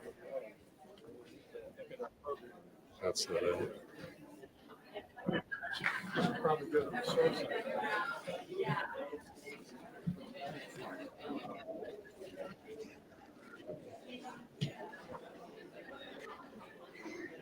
So this, yeah, let's turn those two. And this one will be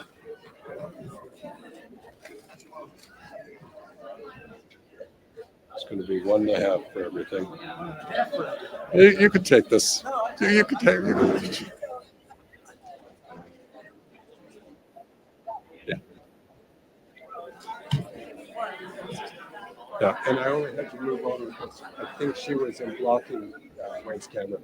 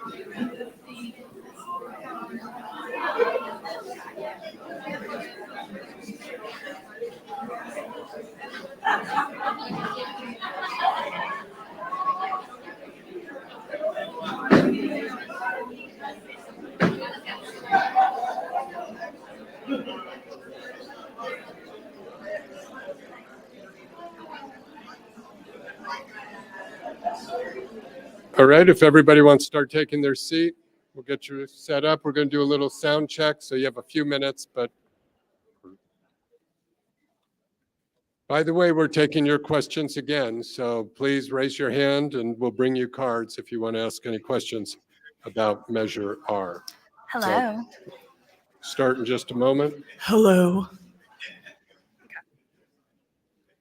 Hey there. Test, test, test, test, test, test. Oh. I broke it. How about that?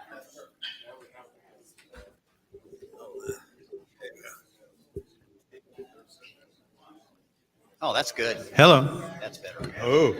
1.5 Oh, yeah. You can do it if you've got one. No. You go. Okay. Well, I have sort of an outline. Okay. Okay.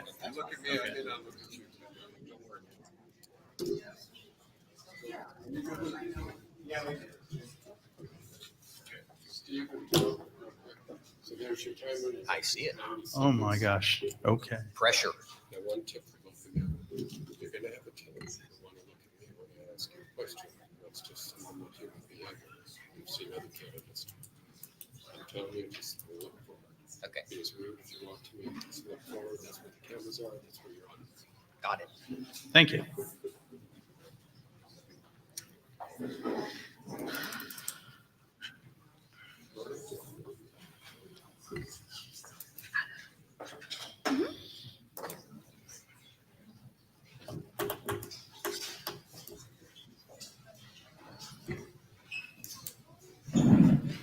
Good evening. My name is Lourdes. I am here to interpret for you from English into Spanish.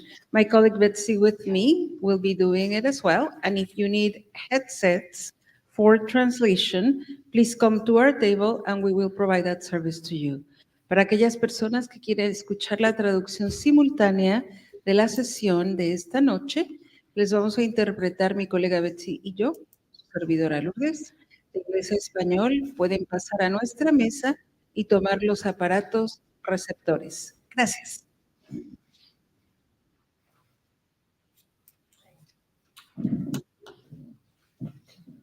Okay, Measure R. So the way it works with a measure, we don't really have candidates. We have advocates for and against. The two candidates immediately closest to me are supporters of Measure R, Pedro and Brittany. Because they are the ones who are the proponents, they go first. And then we have the two people who are opposing it, Steve and Tom, and they will go second. Each question from you will go to both sides, and they'll have 90 seconds for an opening statement, however they want to do that between them, and likewise with the others. So that's the way this will work. We're going to go ahead and get started, and whenever you're ready, Pedro or Brittany, you have 90 seconds. Hi, everyone. My name is Brittany Boxmolowski. I'm a fifth generation Santa Paulan. I've grown up in Newport. I have seen the city not in the streets and everything that Santa Paula has always been kind of left behind in. We are facing a crucial decision with Measure R. This measure isn't just about a 1% sales tax, it's about making an essential investment into our community and its future. It's a step towards addressing our aging infrastructure, from street repairs to upgrades like the 911 emergency system. Modernizing these services is vital to keeping the community safe and responsive.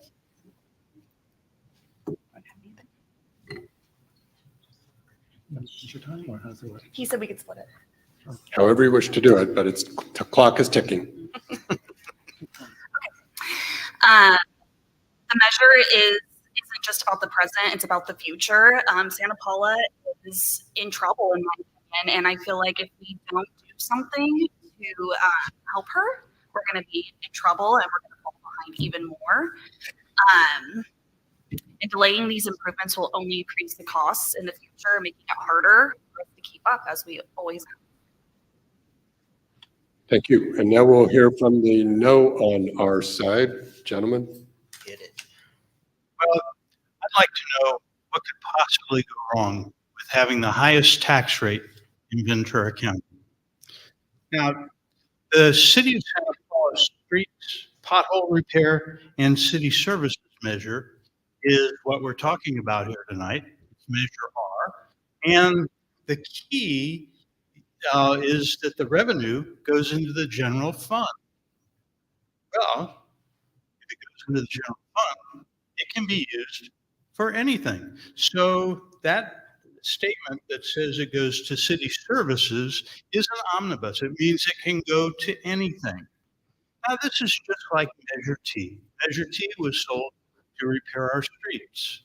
And, well, shortly after the passage of Measure T, the entire city staff received a 15% raise. Well, why? Because they had a lot of money coming in from Measure T. So how did this get on the ballot? That's what I wanted to know, because it seemed to me sort of strange. And there was a survey, a wonderful survey that came out. And if anybody answered that survey, guess what? They were taken to support Measure T. The survey, however, never even mentioned the word tax. It was just, what priorities do you want for our city?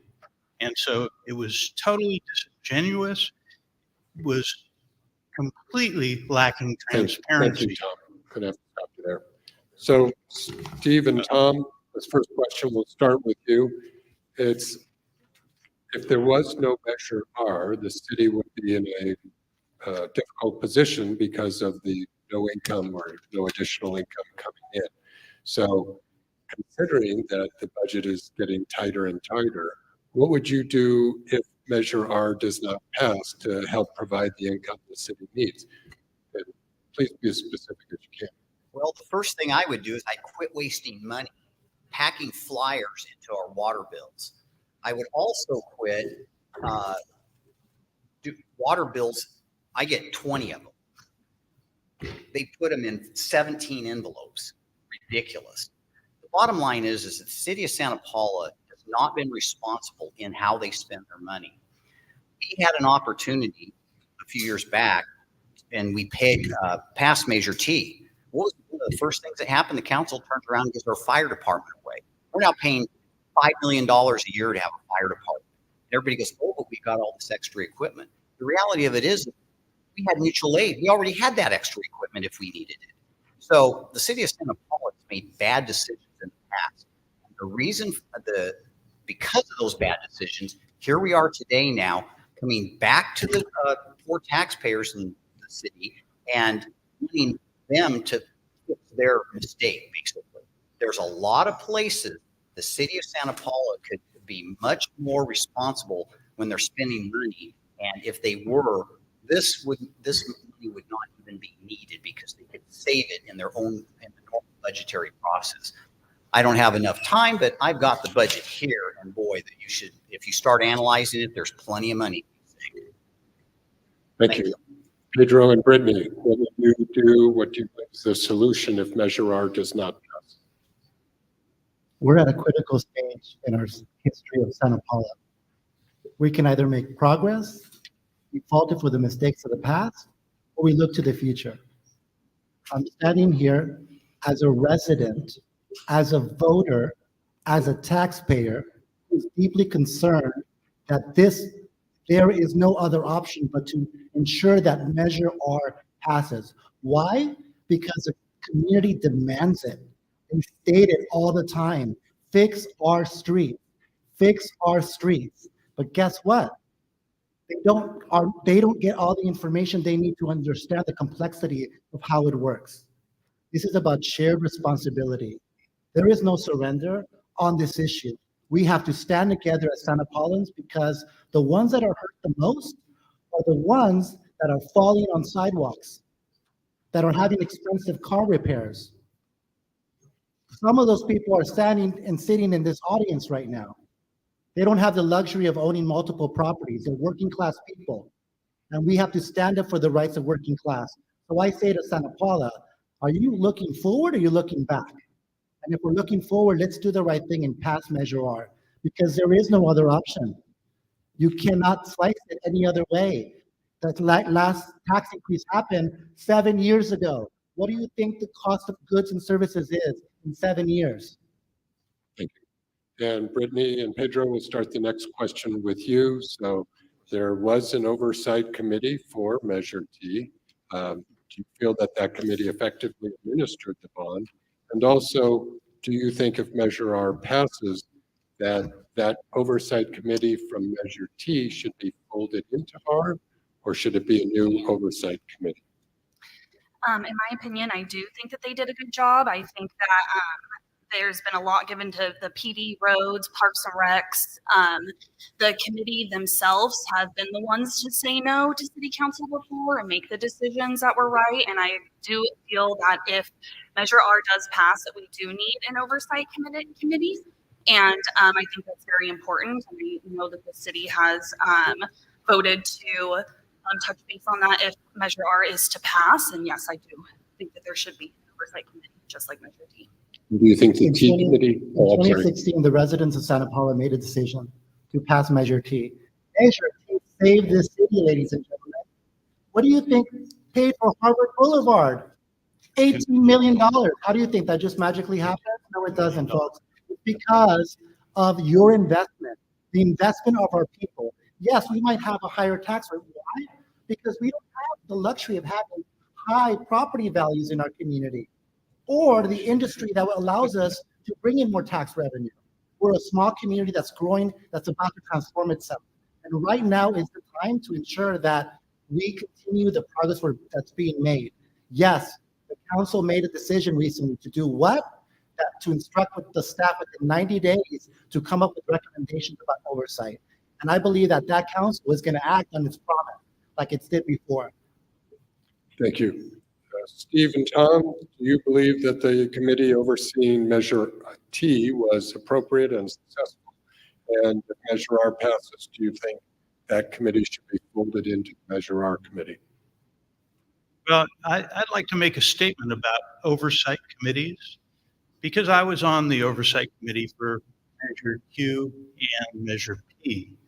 And it's great to think that you're going to do something on these oversight committees. But the problem is that when you state something like, well, it's for public services, now you have just eliminated the use of the oversight committee, because you can justify anything as being for the public service. Okay? And so on the Measure P and Measure Q oversight committee, all we could do was decide, was this within the purview of the measure? And if it was, then we could say nothing more. Now, and we had to fight like heck in order to get the air conditioners into the classrooms, because they didn't even want to do that. So it's oversight committees are less than efficient ways to oversee the money that taxpayers pay. The reality is that this is a general tax increase, sales tax increase, and this council can do anything they want with this money, as they did with Measure T. Spend it any way they wanted, and here we are today. Thank you. Stephen Tom, will stay with you. So some people might say, well, it could have been a smaller amount. Instead of a penny per dollar, could have been a half cent. But other people say, oh, maybe 1 penny on $1, is that such a big deal? So share with us what your view is about it's only a penny on the dollar, and do you think that's the right amount, or would you have supported a lower amount? The reality of it is, it's $500 on a new car. So if you want to add $500 to your new car, $50,000 car, it's $500. This thing generates $4.5 million a year. Yeah, 1 penny here, but every time you go to the store, I looked at a receipt the other day. I spent $100 and my sales tax was almost 10. So it's almost going to be 1/10 increase. What you're going to have to spend now when you buy a product. Every time they add a penny to it, it inches up. That additional penny is 1/10 added on to the sales tax that we currently pay. Are we going to be able to in another 8 years, because the city has faltered? Or should we throw another 1 cent percent? And then another 8 years, should we throw another 1%? Pretty soon we'll be up to 20%. The reality of it is that the city of Santa Paula has made mistakes, and they're coming back to the citizens of Santa Paula to correct those mistakes through the sales tax. We have to stop this. The general population, this is going to hurt the poor the most. They're the ones that can least afford to have more sales tax piled on them because of inflation. 30% inflation, that's 3 more cents in sales tax. If you're, spending 3 more bucks. The reality of it is that the poor will suffer the most. And the businesses of Santa Paula are going to also be hurt by the fact that now they're the highest tax rate in the county. Pedro and Brittany, your views about why it's 1 penny on the dollar? Should it have been a little less? About shared responsibility. No matter how much you make, you contribute. You're contributing to what? The quality of life. That's what this is about, the quality of life. And everybody, no matter how much you make, it's about how much you contribute, and it's about shared responsibility. Most people don't realize that right now it's 8.25%. 6.25% of that doesn't stay here. It goes bye-bye. So we have 1% that has been invested, and then 1% in Measure T. All we're asking is for 1 more cent. Why? Because the harm that it will do and does continuously do until we fix our streets is greater. So what we're asking for here with Measure R is to ensure that everybody understands that this is about shared responsibility. And did you know that Measure T sunsets in 10 years? So what we're really doing is we're infusing investment now so that we can bring in more people to Santa Paula. We can grow. How does that impact our small businesses when we have more traffic? Do you think they're going to want to come back when we have decaying infrastructure? They come. Think about it. When we had Harvard Boulevard, Pothole Boulevard, do you think their businesses were suffering? You think their businesses are going to do better now that Harvard Boulevard has been completely repaired? So imagine the future of the entire city being back to it. Thank you.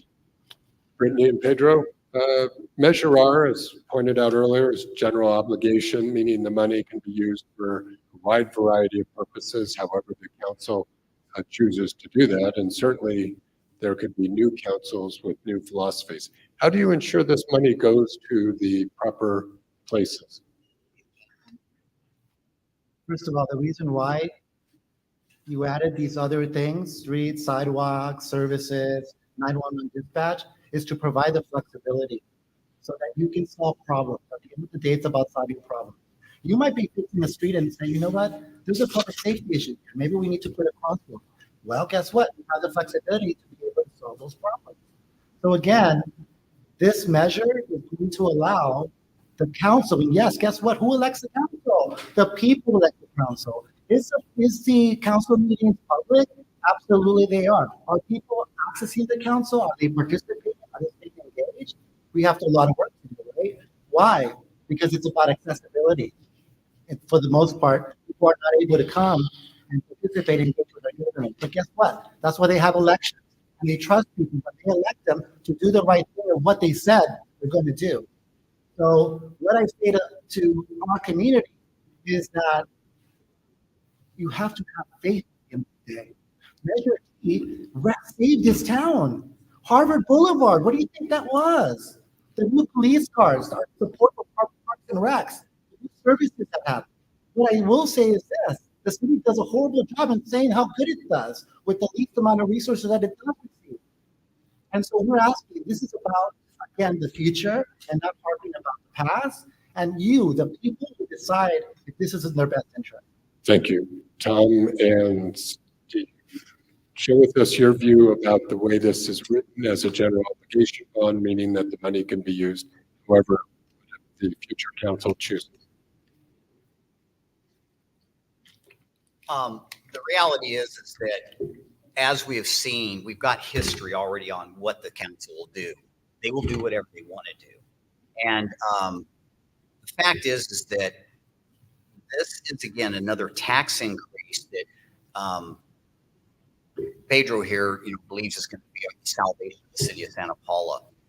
I have a question for Pedro. You commit right now, because you promoted this as a street repair bill, and I'm not talking sidewalks and so on.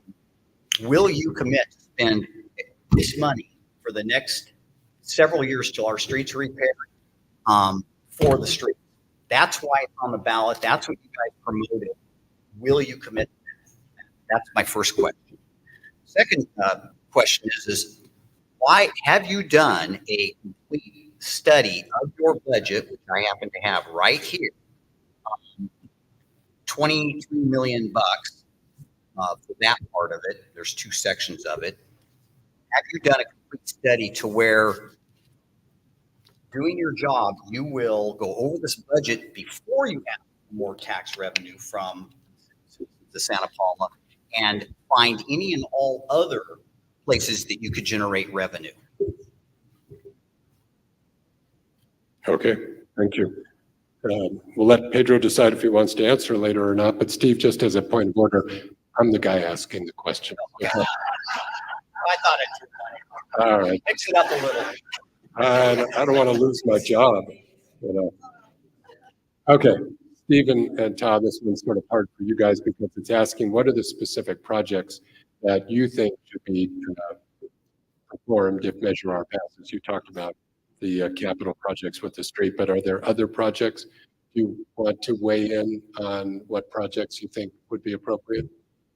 Well, I think that what the city really needs is to be revitalized. And that is to bring in more businesses, to stop the businesses that we have from closing. And we've had a huge rash just in the last 2 months of businesses closing here. And it's really a sad thing because now we don't have, all those good places to shop. The bookstore, I think, is a travesty to lose that. And so now we're going to have another sales tax, which is going to have people looking to go shopping elsewhere because nobody wants to pay extra tax. And it does become quite a significant amount of money if you're buying large items. And so I don't see that this is going to save the city any money. It's actually going to cost the city money because we're not going to have the stores, the retail services that we need. Thank you. And Pedro, Brittany, what specific projects do you feel are ready to move forward now if Measure R passes? Prior to 2018, there was no plan that the city had for pavement management.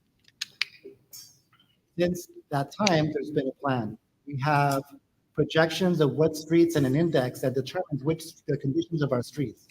The priority will be placed on fast tracking the repairs of those streets.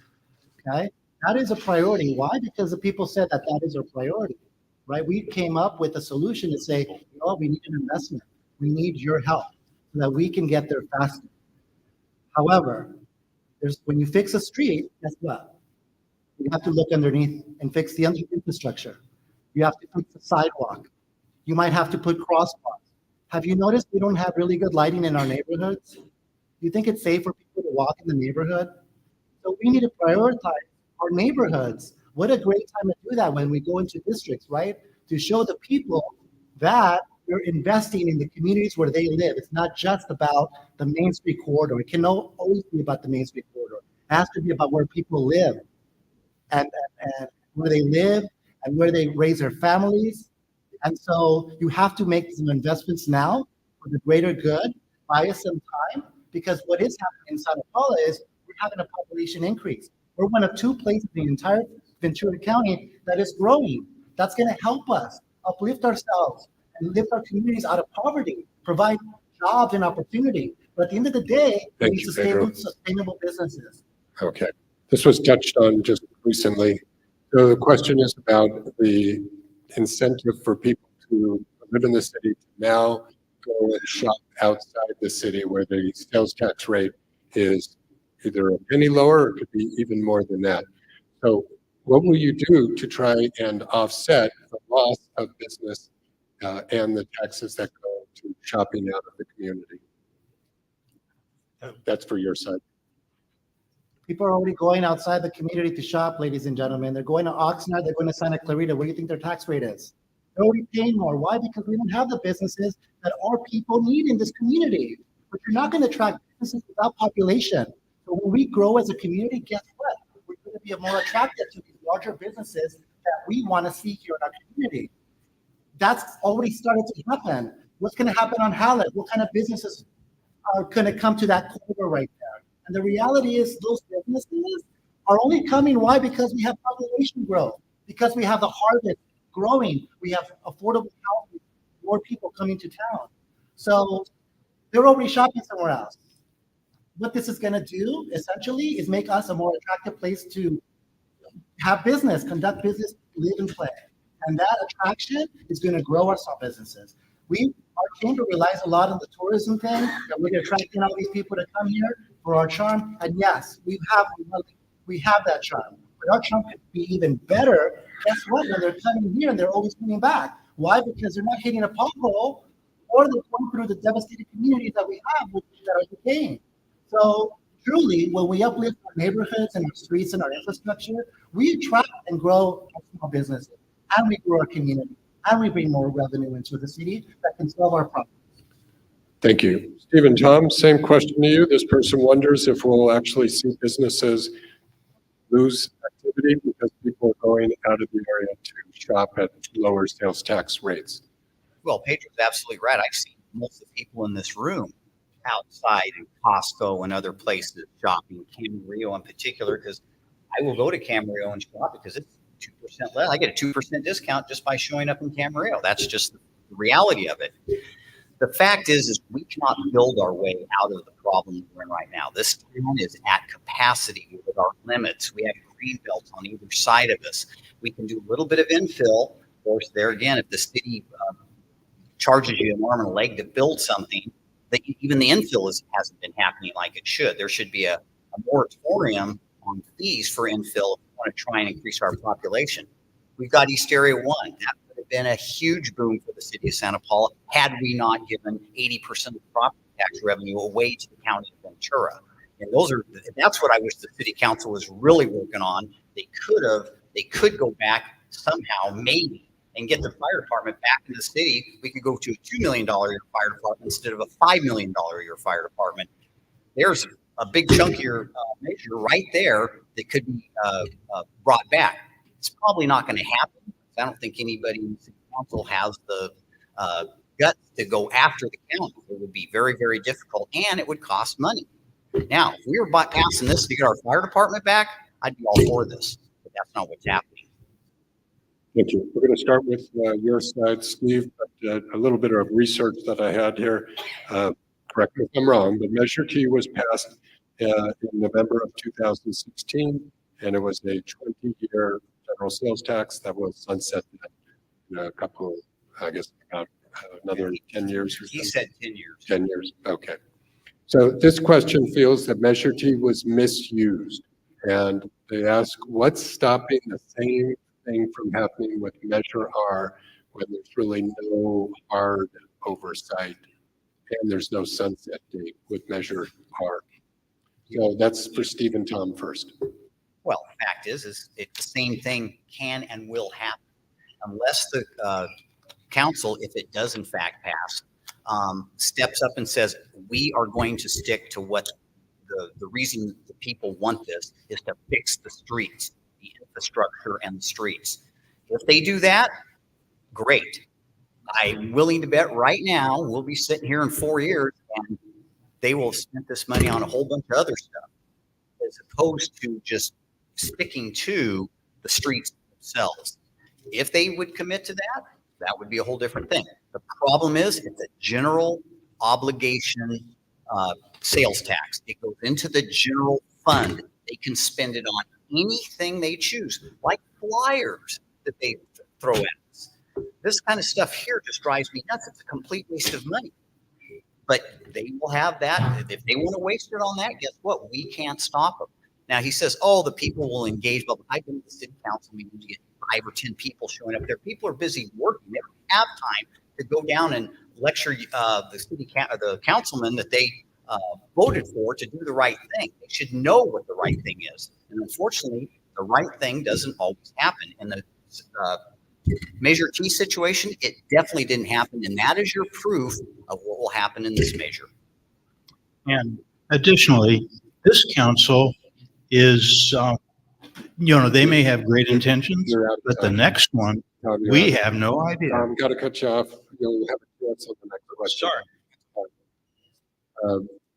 As a reminder, if you have a question, please just hold up your hand and we'll bring you cards. So, Pedro and Brittany, as I said, this person feels that Measure T was misused. What would you say are the plans in place to prevent that kind of misuse? Just answer that. First of all, where are you getting your facts? I would ask, if someone thinks that Measure T was misused, then bring it to our attention, right? We go through an annual audit. Do you understand the time that is spent on a budget process?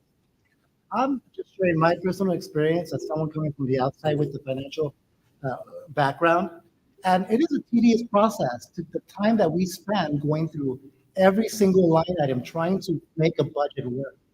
That's also a public process. We don't just wave the magic wand and make it happen. Guess what? It's public. We actually have study sessions that inform that people actually can come to and participate. So the one thing that the city doesn't do is really tell the story of the success that we've had. And that's one of the things that's important moving forward, because again, they don't have a marketing department. They don't know how to communicate. And when the gentleman here says about communication, guess what they're trying to communicate? I bought all these because he's a property owner, probably has multiple properties. But we have to communicate. There has to be a forum, a way to let the residents know. And we do that through multiple channels. Through social media, we now have email marketing. We do that through the water bill. And so where are the facts? You can't just put something out there, yell fire, not where the actual fire is. So if there's an actual fire, guess what? There's 5 committee members in the Measure T committee that does an audit every year, and they invite people to be part of that process. Thank you. We're going to start with you and Brittany on this next one. This may not take a minute and a half, but the question is about how much has the city been spending to try and convince voters to approve Measure R? Do you happen to know what that number is? I'm not here representing the city of Santa Paula. I'm here as a resident and a taxpayer and an owner of 424 Autumn Path Lane. So I can't answer that question. However, you're welcome to come and get that information in terms of what's being spent, because guess what? There's something called Google. You can go to City of Santa Paula and you can look it up, and it's right there on the agenda. And there's an agenda is public. Yeah, so the fact, if you want those facts, just go and get them. I can't answer these questions right now because I'm not official capacity representing the city. Okay, thank you. Steve and Tom, do you happen to know how much has been spent by the city, and what are your comments about it? Well, there was a loose figure thrown that he spent 10 grand sending these pretty glossy flyers out. And yeah, I do have multiple properties. And because of that, I'm more aware of waste in the city than many other people would be, due to the fact that all they have to do is have a database, Pretty simple. Put all the bills in one envelope, one flyer in one envelope, and mail it. You could save thousands every year if that simple thing was put into place. It just makes absolutely no sense that the city can't do something that simple. That's why I'm afraid that they probably can't manage, another measure without wasting the money on stuff that it shouldn't be wasted on. Again, I'm not really concerned about the current council. The council's changed. You were a new guy. You'd be going out at some point, and the guys that are gone are the ones that, again, ruined partially or at fault for ruining the city of Santa Paula by giving our fire department away and having millions of dollars given to the county, which, by the way, has $100 million reserve in their county fire department that we are donating to way beyond what we should be paying. It was just a bad contract. It wasn't that it was a bad idea or a horrible idea. It was just that they blew it on the contract. And that's why we're paying a huge amount. And that's why they need the money. Thank you. Well, we've actually don't have any more questions. So we're going to end a little early. We're going to do closing statements. We'll have a minute and a half for each side. The side that is against it will have the opportunity to go first and share their view, and then we'll hear from the pro side. So whenever you're ready, Steve and Tom.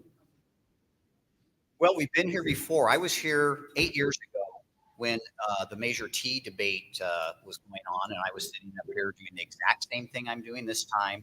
I put the exact same warnings out the last time that this was debated, and here we are again. Every time a bureaucracy doesn't do a good job, they want to come back to the people and take money out of their wallets to correct their mistakes. If this was specifically for streets, I might be able to get on board. Bottom line is, this is a general sales tax increase. It can go anywhere. 3 people on the city council. It doesn't take 5, it only takes 3. So 3 people will be able to dictate where this $4+ million is spent, and they can spend it any place they want. That's what the people have to understand. And it's only 1%. Again, you buy a new car, that's $500. That's not chicken feed. Overall, the citizens of Santa Paula will spend $4.5 million a year in additional sales tax if, in fact, people continue to shop here. This is, again, push people away as far as shopping in Santa Paula. We will be number 1 when it comes to sales tax costs. If that's the mantra we want to carry, then so be it. We can be number 1. Thank you. We'll now hear from the side supporting Measure R, Pedro and Brittany. So this evening, we heard how many people really care. One that's only lived here only 2 years, and one that's lived here a lifetime. So we both come together with other community members to understand why we're intentional about why we're doing this. The gentleman just stated to you that he's always been here. He's always been against it, right? So I asked you, what are you for? Because at the end of the day, each of you and those watching are Santa Paula voters and their families, because some people might not be able to vote, but they're represented by family members that can. What kind of future do you want? We've seen so much progress happen recently. Harvard Boulevard was made possible because of Measure T. Measure T. Someone said that their measure wasn't successful and there's been a misappropriation of funds. But you know what? The results speak for themselves. We've proven to you that we were able to make sound decisions that are in the best interest of the entire community, not just a small few. So I ask for you to vote for Measure R so that this council and this community can revitalize its streets, sidewalks, and services because we need it. Thank you. How about a round of applause? And I'm going to ask everybody to please stay in your seats because I have a special moment for you that I want to call up the league members. You'll all come and stand up here, please. So while they're coming up, this is the 7th of 8 forums that we're doing. And go ahead and stand in the middle there. And tomorrow night, we're in Ojai, but I will not be moderating that. Cheryl will. So I want to introduce you to our league members who are all volunteers. We go around the county to do this, and I want to publicly give them a round of applause. We have Carol, Barbara, Pat, Wayne, Pat, Kathy, Carol, Barbara, and Roger. So thank you all for all the great work you've done. Thank you to everyone.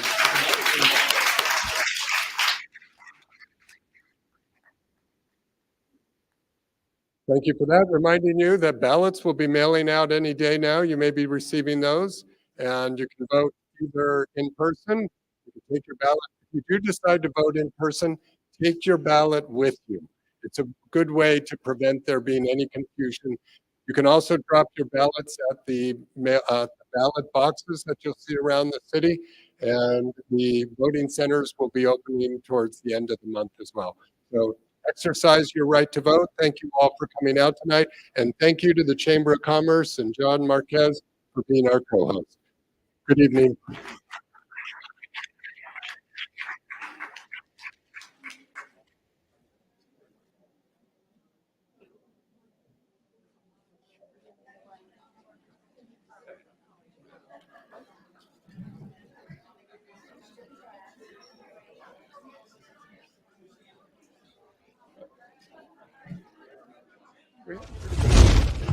This has been a Rough Edge Studios production.